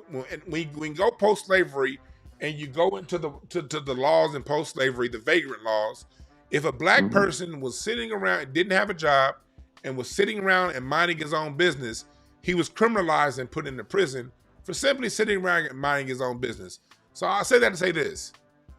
When you make the person, especially when they're black, the victim, just because they aren't totally in alignment and all the way doing everything 100% right, you're falling into the same category as the white supremacists. You make it to where black activity is criminalized unless you're absolutely clean, possibly clear, not absolutely clean, you're and we're not going to do that. You have to abide by the laws of whenever you're in He did abide. What law did he break? No, I'm not saying that he didn't, brother. All I'm saying is that what was the message that you're delivering, brother? Who as I said, Umar Johnson or Kwame Kilpatrick, with everything that you just said, he came there to perform, he was paid, he didn't break any laws, and all of a sudden out of nowhere comes da-da-da-da. I get everything you saying. But that would apply better. And a brother Umar Johnson, he ain't all the way clean. But I'm trying to figure out how we can say this when, like, black people could be marching around in suits. What about the victims over at the church shooting in South Carolina in 2016 when a white supremacist organization walked in and shot up a black church? At what point? I don't want us to disagree. I think this is that was South Carolina. You right there in the belly. You in the belly of white folks attacking black people for doing nothing, and you gonna say this to me on my phone with a straight face? You in the belly of niggas getting attacked for doing nothing. I bet you this much: if we ever got to speak in person about the topics of which you was discussing, you probably wouldn't want to have me call your show. That's number one. What? Huh? I said, I bet you if we had this conversation personally, one-on-one, you probably would definitely agree with me and see where it is that I'm coming from. There's no. You probably wouldn't want me calling your show. I've given you opportunities to explain where is the black connection, and you keep going with these. You change the subject and you go around it. I just feel like that wouldn't change in person. There are two different types of black men. There are black men and there are niggas. There are more than two different types of black people. There are more than two. All right, I can respect that. I can absolutely respect that. Finding that fair enough. But in the aspect of a Rick Ross situation, you're asking who the real victim is. It ain't Rick Ross. It's when somebody like me, who's a law-abiding, tax-paying citizen, goes up to Canada to have fun, to go check chicks, and I could get checked by some boys that look like that because they think I'm on a certain type of time because of how I dress and how I give it up. So that's Rick Ross's fault? That's all. Rick Ross. Is that Rick Ross's fault? Rick Ross is wearing no shirt and a gold chain. So would you go walking up in Canada with no shirt and a gold chain? He's wearing no shirt. If I get what you're saying. No. To answer your question. He's wearing no shirt and a gold chain. So are you going to walk around Canada in no shirt and a gold chain? If I want to, if I feel like it, if it ain't against no law. So, okay, cool. So Rick Ross was walking around Canada with no shirt and a gold chain. It's not against the law, and he still got beat up. I mean, his people still got beat up. So what are we saying here? It's not against law to walk around with no shirt and a gold chain. So why should his people face such an attack? And they're not even, he's wearing no shirt and a chain. And while they're wearing gang attire. Cause you up in Canada and you just dissed the big OG of Canada. You just dissed the big OG of Canada. What you thought this was? He got reached from Toronto to Vancouver to all of that. So what would you call that then? Would that? So what would you call Drake? What would you? So he got touched and he got reached. But you're saying he's also not the victim. Oh yeah, Drake, you ain't the one. At the end of the day, like let's not get it twisted, bro. Like at the end of the day, Rick Ross kept calling you white boy on your shit. So then you went and got them same type of ones. We see what you're doing. You went and got them same type of boys, and there was one brother that you missed that was swinging and punching in the video and all of that on the security guard. You know what I'm saying? But yeah, you went and got them and got them on Rick Ross. But so what though? Like what about K-Dot? You know what I'm saying? So this means that, yeah, I guess you definitely lost your 305 license, and by proxy, you lost your LA license too. We gonna find out. You know what I'm saying? 305 definitely, but I guess he didn't do nothing to K-Dot. But see, that's the thing. Like Kendrick though. Like, see, that's the big fish. You get what I'm saying? The dude literally swung at the part where Kendrick said the minor, that part right there. Like, I felt like that wasn't no coincidence or nothing like that. You know what I'm saying? And yeah, like Drake ain't the one. Like, nah, he in his feelings. He got hurt. You know what I'm saying? That's what that's really all about, in my opinion. But see, that's the nigger level. That's the nigger tree. That's the buffoonery, coonery, and all of that. You know what I'm saying? Like, I just feel like. And that right there, I'm glad you went back to it. So again, where does that nigger? Drake isn't one of us. What's the niggertry part? It's Canadians perpetuating violence in Canada that are part of a white supremacist organization, and you keep putting it on black people's niggertry. What in the self-hating shit is that?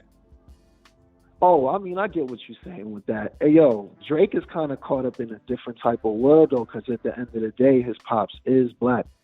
All right, my brother, man. Jewish, you know what I'm saying? But at the end of the day, he is a black man with all due respect, and he's kind of caught up in a different type of situation. But he's not okay, so you're saying because he has black blood. In order to be one of them, you got to be all the way.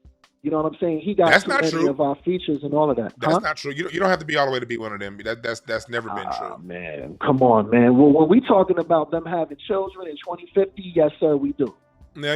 You don't have to be all the way one of them. If you're raised in a Jewish neighborhood and they don you and they need somebody to cosplay one of us, they will use their people, their tethers, their cosplayers, the people that can mimic us. But you're not one of them, though. They got a name for you. They call you a goin. It's called. You a monster. You know what they name for Drake is? That's our nigga that they gonna put against the rest of you niggas. But man, thanks for giving us a call, folks. That's the thing. I wanted to let that talk out. I wanted to let that conversation go a little bit longer. We're gonna talk in a little bit. What's up, caller? What's the name? Where you calling from? We're gonna talk about that last one.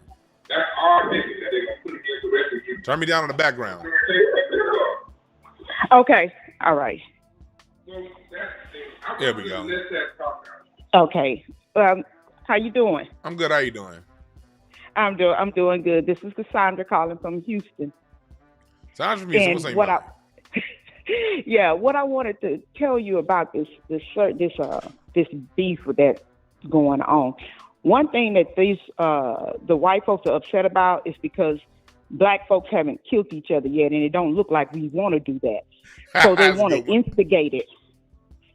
See, they want to instigate. Yeah, they want to instigate us into shooting one another. And one more thing, and then I get off the phone. Now, another thing that's going on with these tethers of all kinds. Do they really think that the white man will give them anything more than what he has so the tethers can take over and control him? He's giving them just enough to cause trouble for us. If they could manage to get rid of us like they trying to use these tethers to do, who do the tethers think is next in line? Who do you think is next in line if they could get rid of black people like they trying to do, the black American man like they trying to do? He's not going to give you more than what he has. I don't understand what they don't understand about that. But they don't, and they get on here and they spew these white supremacist talking points like they in with the gang. Let me help you out with that. Let me help you with that. They do know that they're not going to get more than the white person, okay? But they're okay with that because when you're dealing with these people, you're dealing with people who, and then I'm not talking about everybody from other backgrounds, but I'm talking about the people who talk like the guy who just got off the phone, people like that. They have such a low self-worth of what blackness is. They have, or whatever they come from, if they come from an island or whatever they come from, they don't have any value in that. And so to them, whiteness is the end all be all of the highest of values, okay? And the proximity to that is more than enough. They know, just like the Asians in America, the Asians know that they're never going to outdo the white man. They just need to have it guaranteed that they're going to have more than us. And they're totally fine with that.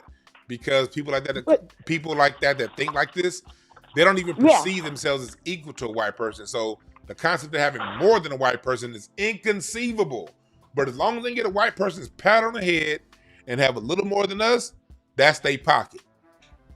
Well, okay, you know what? I agree. I agree with you to a certain degree on that, but you got this kind. You got this kind that gets up and they talk stuff and then they end up saying something about somebody white, like Candace Owens. She didn't understand that you're not in like that. So you got them kind as well. See, Candace Owens, she's one of those. Yeah. Go ahead. Candace Owens is one of those. She knows better, and she knows the game she signed up to play, and they know she knows the game that she signed up to play. So when she steps up outside of that, they got to put her black ass in check. Exactly. But you know that's really something. How they don't think that gravy train. Even if you are satisfied with getting crumbs flicked from the white man's table, it's only so long you're gonna be able to do that. It's only so long that he's gonna turn against you, just like he's turned against us. You're not gonna stay in that position forever.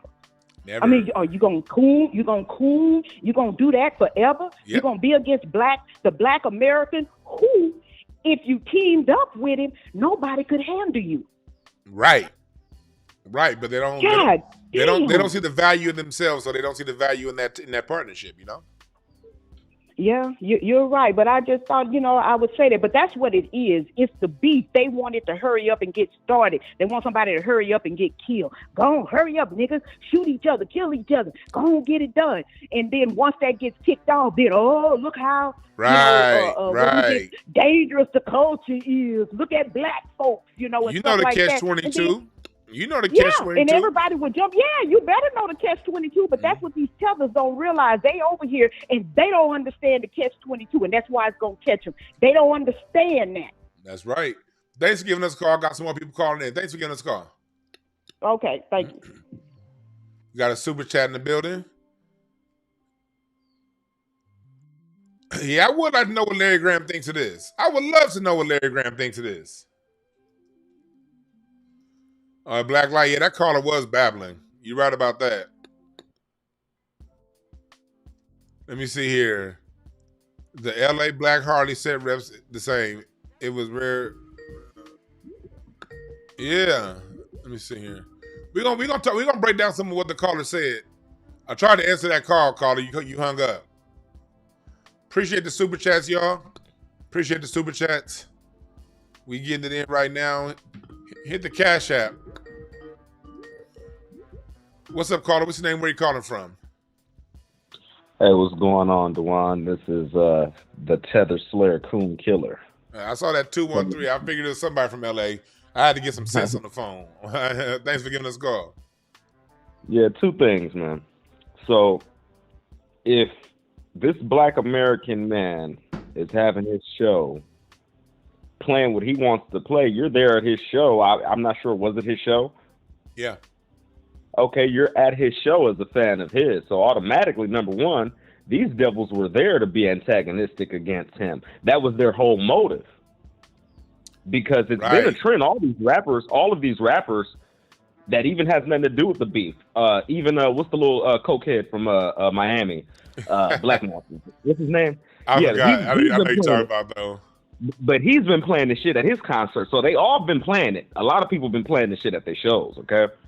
So number one, they came there to be antagonistic. See, for me, anytime I see a Black American in this type of situation, my blood boils because that was a racial attack. Whether you seen blacks on that side or not, that was a fucking racial attack. Oh, question. Hey, so it wasn't like the previous caller. It wasn't niggatry. You're not saying it was niggatry? Nah, I don't know where that babbling nigga was from. That wasn't niggatry. That was a nigga who had a show and he's doing what he was paid to do. They already know if you know rap and you coming to see him, you should be there as a fan of Rick Ross. But they came there with those intentions. Now, number two, let me say something about Rick Ross real quick.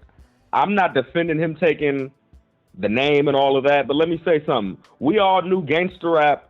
We all knew motherfuckers with studios by the time the year 2000 came around, okay? So nobody should have ever really be using this whole him having a job as a correctional officer against him. He wasn't a cop, he was a correctional officer. And let me tell you something. A lot of them are some dirty motherfuckers. You don't know what kind of correctional dirtiest officer of the dirty. Tell him. You don't know what kind of correctional officer he was. And number two, if he was a punk nigga in there, he wouldn't even be able to perform in Miami. Somebody would have been got at him. So he probably was that nigga. I'm not saying he a badass, but I'm just saying people talk without thinking, bro. And the shit is upsetting, man. But thank you for taking my call, brother. Yes, first. Thanks for the call, brother. All right, now I want to go back. I want to go back to a few callers ago when dude tried to blame that on black folks. I'm gonna shut the phone line down for a second. I'm gonna shut the phone. I want to talk about this. Because what we just heard, and I let the brother speak for a long time, but he was on the phone for 15 minutes. I couldn't go too much longer. It was other people I had to call in, but we got the gist of what he was saying, and it was one of them situations where it's like, hold on, caller, I'm gonna get this out, then I'm gonna open up the phone line.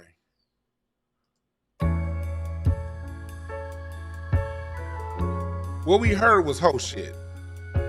And I'm not calling that brother himself a hoe. I'm not gonna I don't know him.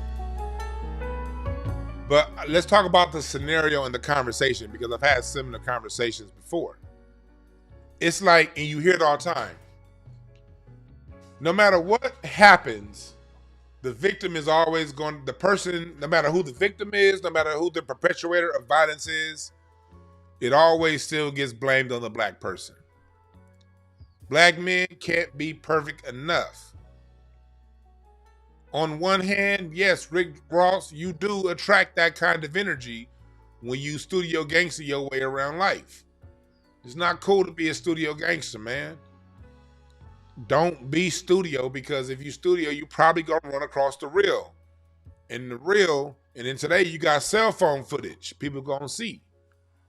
You know, back in the day when Nate Dogg and all the niggas got attacked by the real gangsters on a golf course in Long Beach, we heard the stories.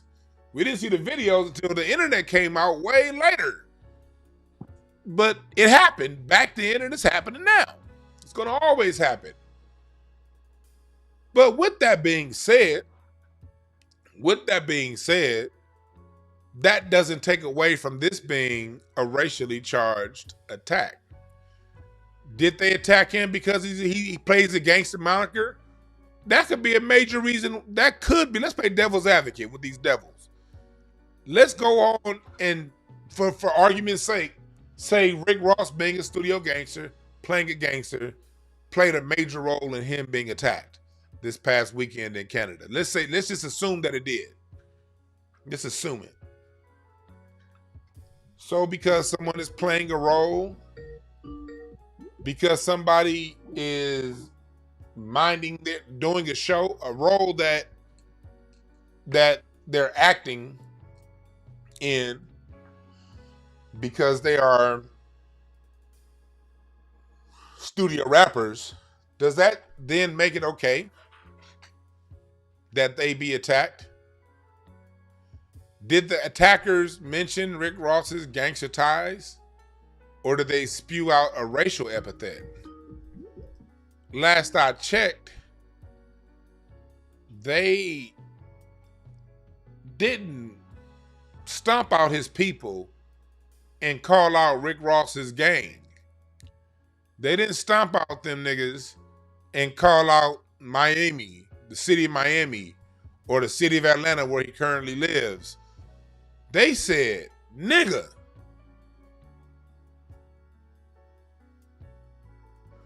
See, let's just say you are a gangster. Let's just say you listening to me, you mad at what I'm saying. And you go out there and beat somebody up. And you the most gangster of gangsters. If you beat somebody up, and then in the process of beating them up, you call him the F word, AGGET, then guess what? You're now beat someone and you're now a victim of federal hate crime statutes. If this happened in the United States, they're going to put your gangster to the side, or they may use it as an enhancement, but they're going to put all that shit to the side. The minute you say the word FAGGET in a fight, the minute you say QUEER, the minute you call somebody a fun boy or refer to their sexuality in a derogatory manner while fighting them, it is now a federal hate crime. That's what we focused on. But when it happens to us as black people, you want to go to the victim and be like, well, you weren't perfect. You weren't playing a studio gangster, by the way. And why was the DJ playing a song by the rapper that Drake doesn't like in Drake territory? You see how that works? You see how far around, looping around the earth these motherfuckers gotta go to tie it back to us? How did that shit get labeled nigga shit? And again, this isn't necessarily about the caller. This is about how a lot of niggas think. I will go so far as to say 7 out of 10. Hell, before Trump, probably 9 out of 10. But since Trump and since Obama been in office, 2 out of 10 niggas done got their head on straight. So it went from 9 out of 10 years ago to 7 out of 10 that think like this. No matter what this nigga do, it's gonna be a problem. Hold on, my mom calling me. This is my mom's second time calling me. Y'all give me 1 second.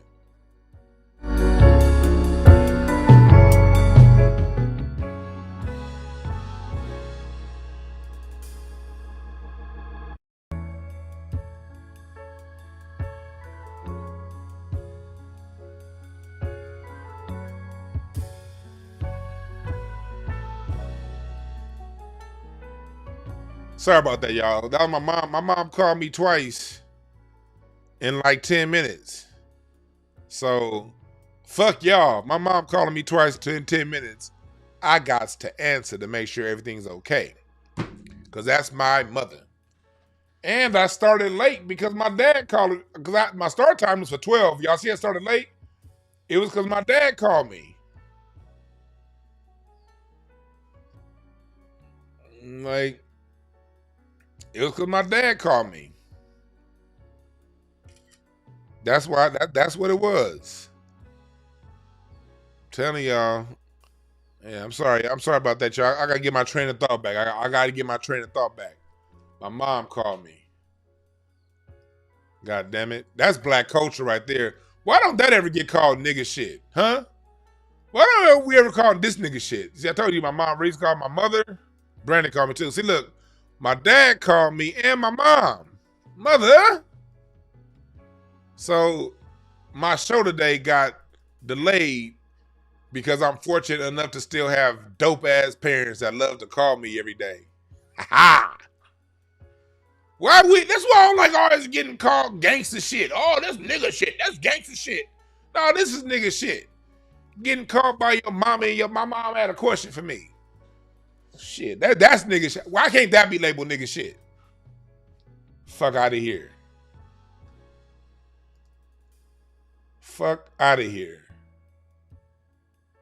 You damn right I honor my mom and my dad. YouTube can take a break, Jake. When they call.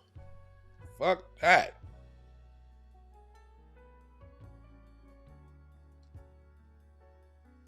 Anyway, so going back to Rick Ross. He said, huh? Oh yeah, you saw Brandon call? I gotta call Brandon back too. That man's three. I gotta call my mom, my dad, and Brandon back when I get off the phone. When I get off live with you niggas. But anyway, see, this is the kind of life that I'm used to right here, black community. You know?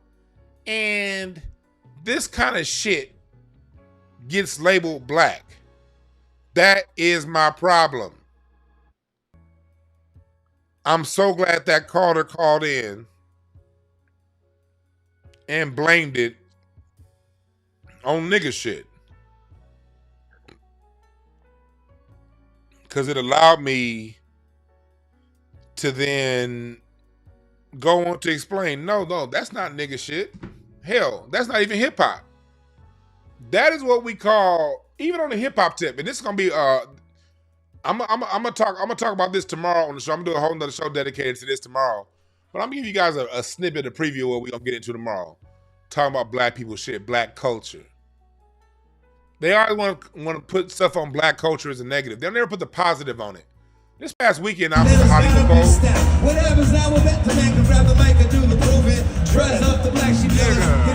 This is the Hollywood Bowl this past Saturday.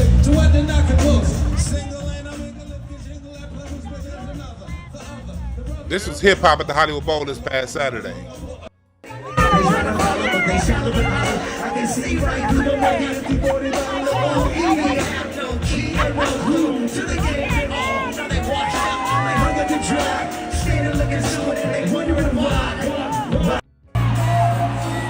You know what this was? This was the Roots picnic. You had the Roots live band. When we saw Black Sheep, The Far Side, Common, Arrested Development. Man, this was hip hop. This was black people. This was black music before the culture vultures like Drake got involved.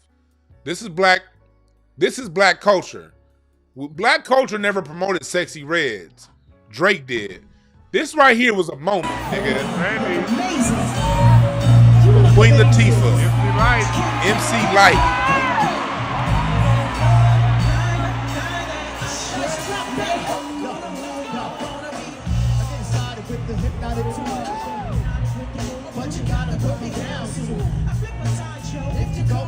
Nigga, what?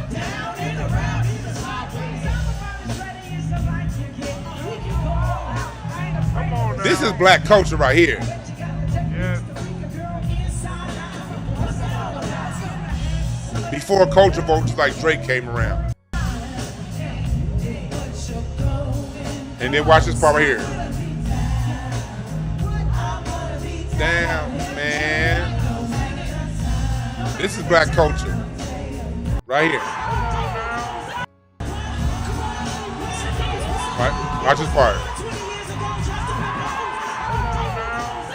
Man, Yo-Yo came out, nigga. What?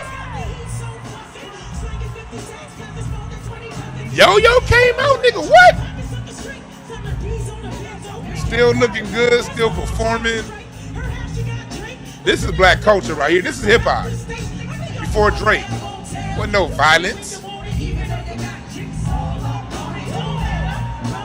Yep.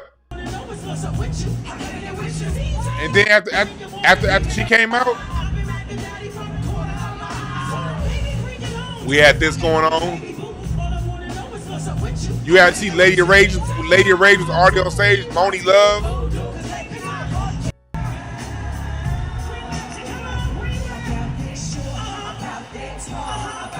Man, nigga. This is Black America. That's Black America. That's hip hop. That's hip hop. Before it got colonized and destroyed by the music industry and offered up to culture vultures like Drake, who don't understand what the culture really is. People like Drake, their only touch to black culture was the perversion of black culture that was put out through American and Canadian media. That's not nigga shit, niggatry. That's how black people get down right there. And why do I say that's how black people get down? It's because that's how our music sounded before. That's when you still have black independent labels. Black people curating the music.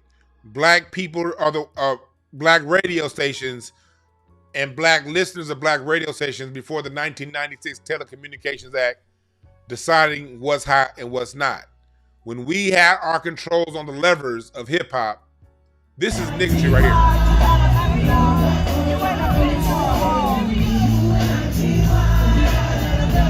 This was the hottest song in hip hop when I was a kid.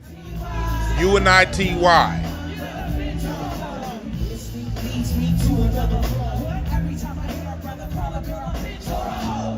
This was the hottest shit in hip hop when we controlled it.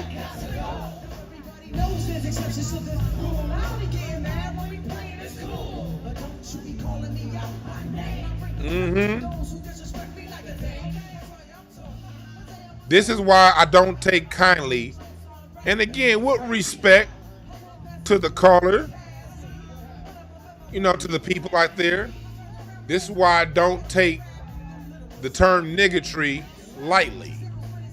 I do not take the term niggatry lightly. Diggable, oh, did I tell y'all Diggable Planets was there? Did I tell y'all Diggable Planets was there too?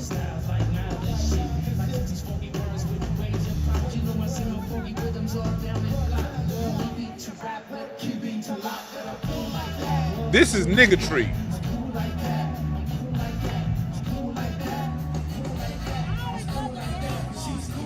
Right.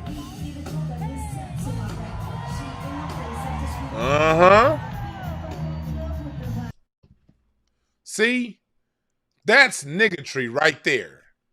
That's black people.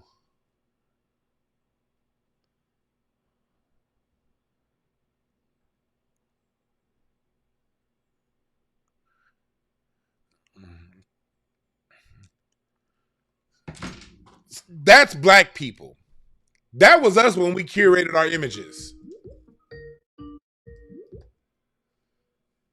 What's up, caller? What's your name? Where you calling from? Max, Houston, Texas. Max, Houston. I'm getting a lot of calls from Houston. What's on your mind, brother? Yes, good, man. Just was watching you guys live talking about Rick Ross and Drake. All right, what's on your mind? What's your thoughts? Yeah, hello? Yeah, what's on your mind? What's your thoughts? Man, that was some shady ass move, bro, that they made in Canada on Rick Ross. That wasn't cool. It looked like an organized looking attack. At it. Yes, looking at it as an artist, professional people, man, that wasn't professional for Drake or OVO to put such a stunt on Rick Ross and on his boys like that. And he had only 2 people with him, man. You know what I mean? And there was like the whole club wanted to jump these guys. That ain't cool, man. I'm from Houston. I don't know if Drake, he ain't from Houston just because he got signed in Houston through other people, you know what I mean? That doesn't mean that he's from Houston. And personally, as a Houstonian, man, I don't got no respect for Drake anymore. You know what I mean? Yeah, man. Just by the way he put that move on Rick Ross like that, Yeah. Because then again, Rick Ross, he's a big boss. We should be respectful to our OGs, man. You know what I mean? Well, they're not gonna have no respect from no Hell's Angels crew in Canada, and that's the element. That's the thug debaucherous element that Drake brings into hip hop. He brings in outsiders who are not sympathetic or have no respect for the culture or cause, so they make moves like that, man. But Thanksgiving, yeah. So go ahead. You get the last word. Go ahead. Okay, sorry. So then what was the next move? Rick Ross, anytime that Drake is gonna come here, we're gonna gang that boy like that. We're gonna jump on Drake like that. Is this what Drake was expecting, or he wasn't expecting this by jumping Rick Ross? What he was thinking to do Rick Ross dirty in Canada, and what is he expecting when he's in America? That's a good question. Like this is one of those situations, my man, where we're going to have to watch this play out. Let's hope that people rebuke those high up in hip hop. Let's hope that they rebuke Drake with the same energy that they were trying to rebuke Kendrick. And let's see if Drake can be mature enough and boss enough to bring into some kind of a peace treaty and peace accord for what looked to me, because the attackers all did wear the same T-shirt, what looks to me like a coordinated attack. We'll see, man. But that's a good question. No, it was. Or either Drake needs to come out and he needs to apologize to Rick Ross, and he needs to apologize from Canadian base. You know what I mean? To United States, to the gangster, American gangster Rick Ross. You know what I mean? He's not just a hip hop. Rick Ross. But you're right about that, my man. Yeah, but, man, either he needs to come and clean that, and he needs to clean the apologize. You need to clean it. I got this other call, my man. Thanks for giving us a call. Yes, sure. No, he's right. The brother man's right. I'm not gonna call Rick Ross is a fake gangster, but he still needs to be apologized to officially from Canada and Drake in order for all of us to be satisfied. So let's make sure that we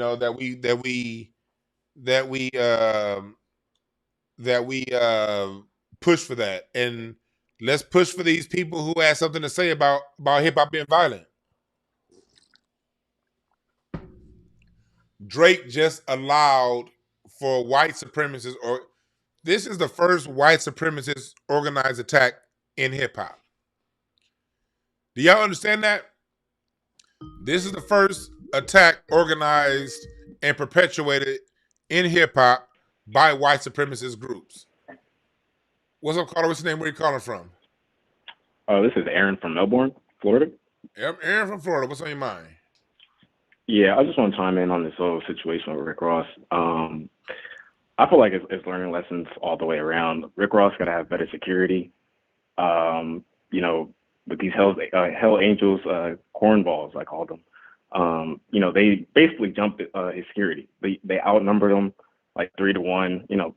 Cowardly. That's how they move. So, for Drake to align himself and to loan his melanin to that white supremacist group, there needs to be consequences. And it makes me wonder, like, how the Hell Angels treat the Black Canadians, and see if do the Black Canadians really fight back white supremacy like how we do. So that's just really my whole thoughts on the situation. But Rick Ross got to move better. He got to move smarter and really just be more disciplined. So I'll end there. Real talk, man. Thanks for giving us a call. Yeah, he's right. You got to move smarter, man. Got to move smarter. But we see Drake has officially aligned himself. We see here where Drake's official alignment, as you see here, Toronto 81 supporter, which is partnered with the gangs in Vancouver. They're in alignment with them. And Drake, being in alignment with white supremacist gangs, has now culminated in him This is all now culminated in Drake.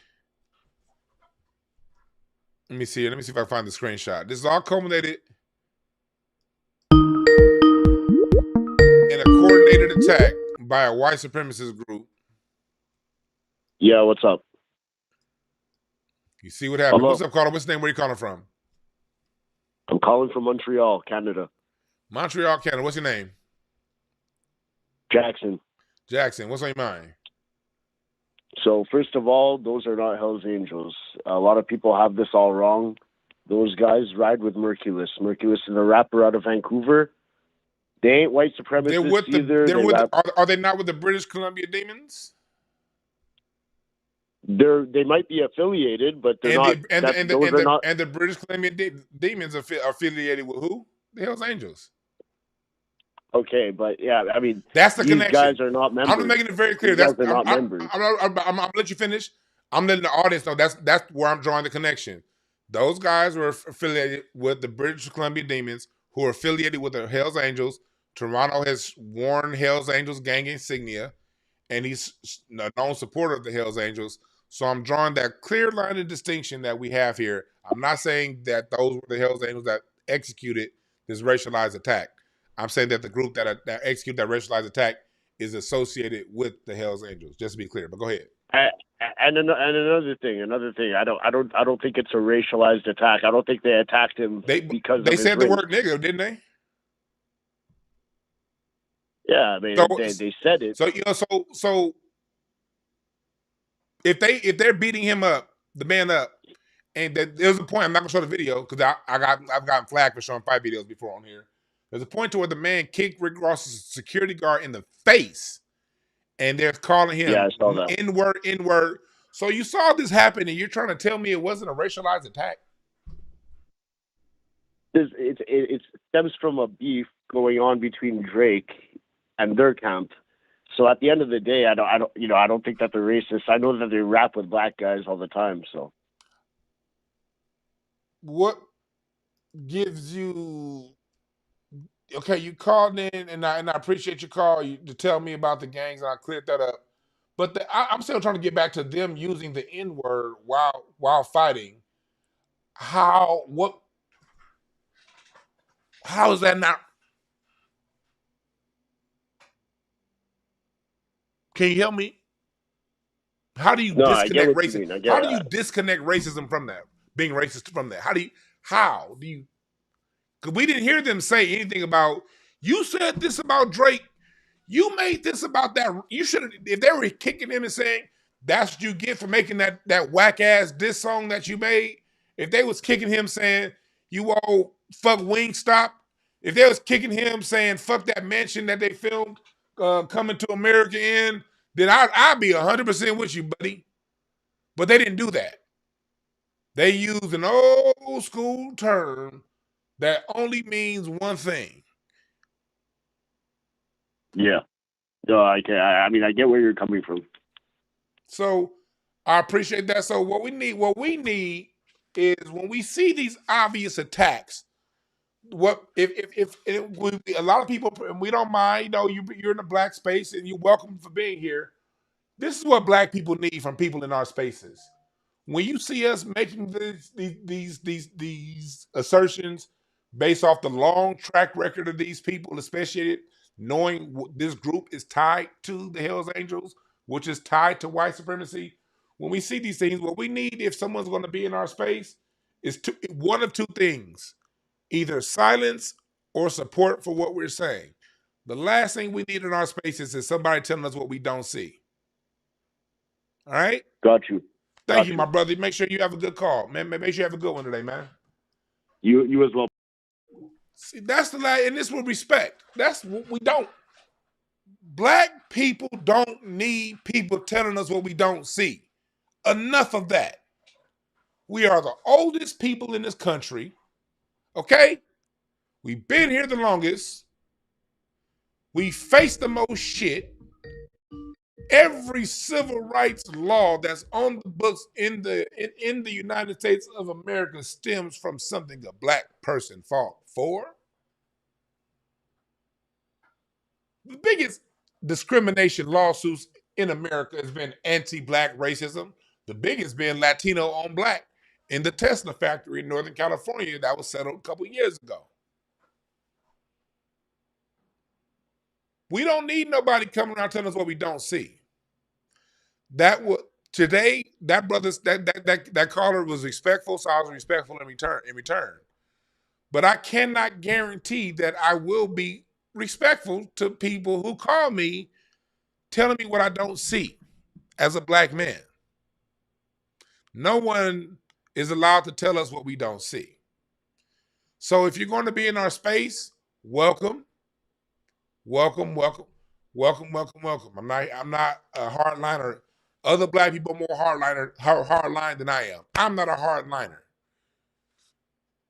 But if you're going to be in our space, if you don't think, because I understand how white supremacy and has educated all of us in a fucked up way. I understand cognitive dissonance. And if you don't feel it was racialized, I can't change your opinion. Just don't tell me. Keep that opinion to yourself. Or support. Those are the only two things that's going to fly. Especially when he's wearing gang insignia. That's gang attire. By one of the most ruthless gangs in American history, the Hells Angels. And again, here's a connection. Drake liked the post. They were the British Columbia Demons. The BC Demons. The BC Demons. How do we know they're BC Demons?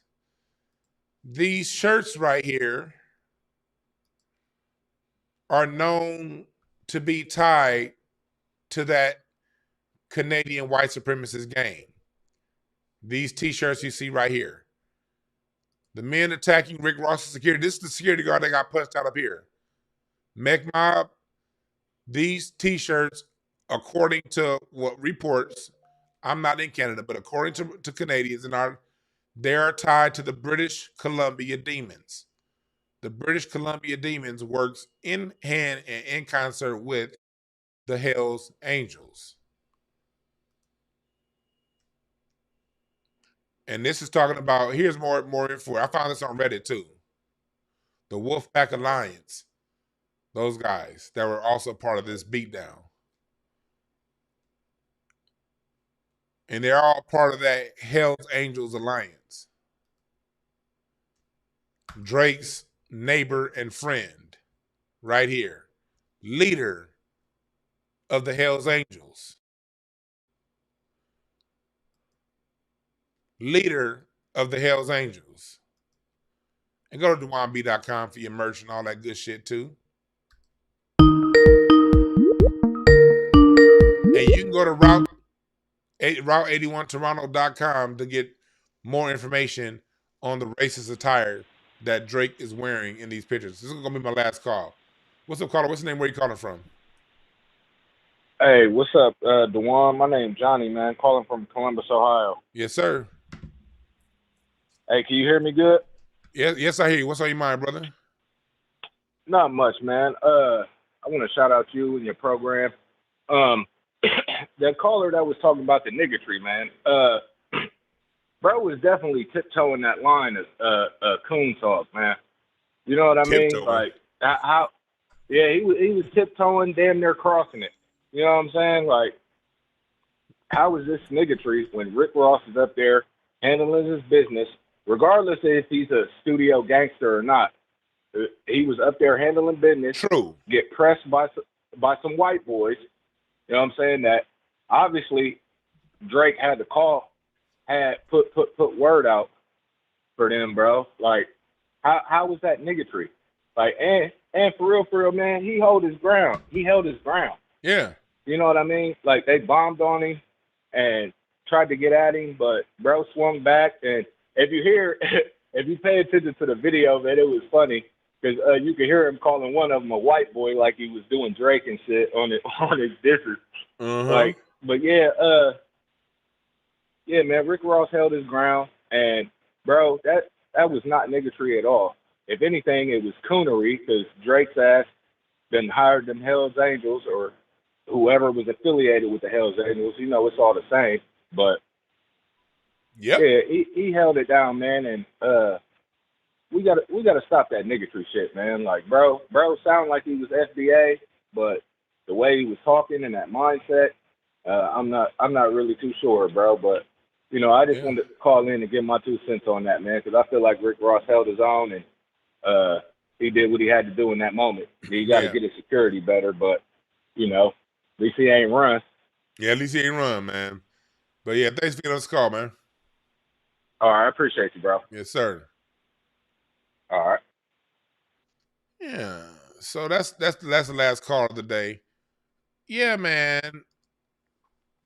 So we got to see, and let's just see how many black people call out this obvious racist element. Let's see, you know, Marlon Wayans here never one to really stand 10 toes down with us. Wants to put it on hip hop. This isn't hip hop. That's not hip hop. White supremacist groups targeting a black man is not hip hop. It's not hip hop. Drake isn't hip hop. He's hip pop. He's hip pop.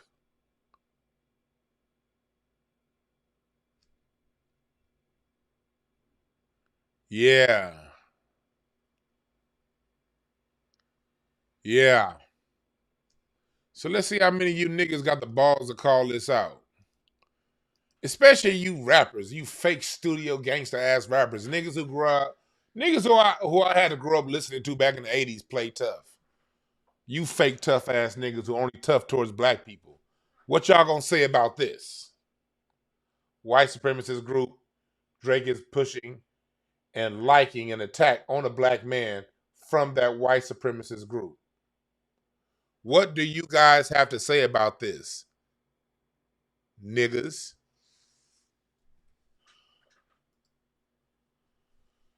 I've been talking for 2.5 hours straight, goddammit. I got 1,500 people in here, man. Salute everybody watching on Instagram, Twitter, Facebook, and all those other places. Make sure you like the video. Make sure you comment after the video. And most of all, subscribe and be ready. And go to my website, DejuanB.com. Go to DejuanB.com to be part of the newsletter to know everything that I have going on. I got some more. I'm about to send out a mass text pretty soon with some more details on my next class. But go to DejuanB.com. Watch my documentary. It's bigger than hip hop, the Black American music family tree. Keep telling y'all, it's a difference between hip hop and hip pop. We create the culture, man, that everybody else imitates. Make sure you watch the documentary right now. It's bigger than hip hop, the Black American music family tree. Donate right now. Appreciate the donation. It's got another $1,000 donated. Hell yeah, we ready. We rocking and rolling for that next episode, man. Keep sending them on in, and we will get the next episode out to you. We are filming it this month. We already filmed 2/3 of it. We just got about a third more to go, and then we're gonna be ready, all right, for the next installment. This is funded by you guys. Thank y'all for your help. I don't have any big backing donors for my projects. My donors are you guys, and through y'all, we give you the best shit possible. Breaking it down, because on YouTube I can only go so far, but my documentaries and my music classes, we go all the way there, man. So if you ain't part of the movement, be a part of the movement. Subscribe, like the video, and comment after the video. And I'm gonna go ahead and end this by saying this. There are no perfect messengers, only perfect messages for those willing to pick up the game. Rick Ross ain't the perfect messenger.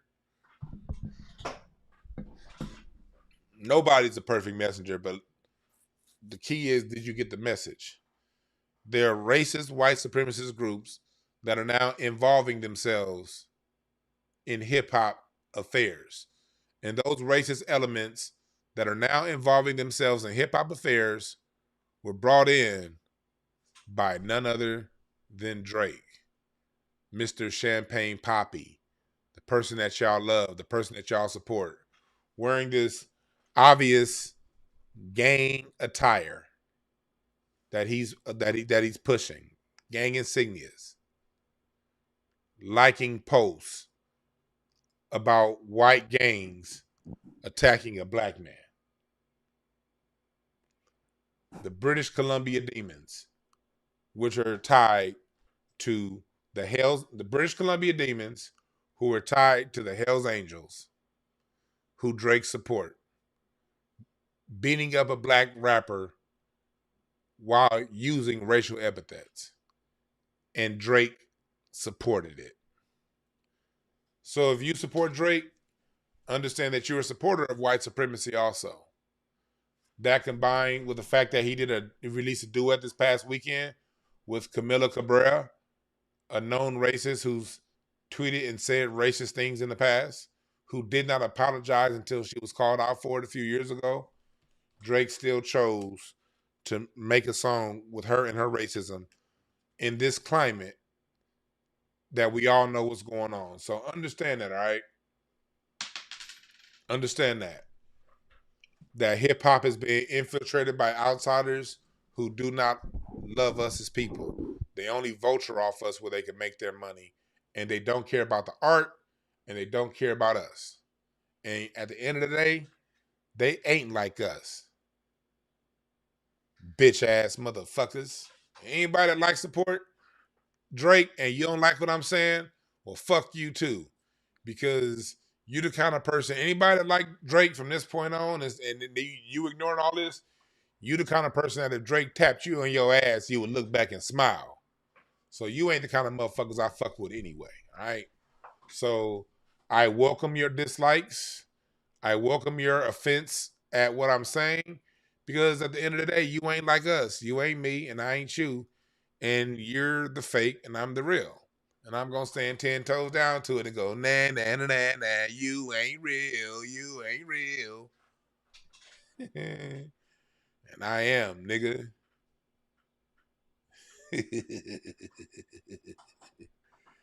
All right? My name is Dewan B. Y'all have a good one.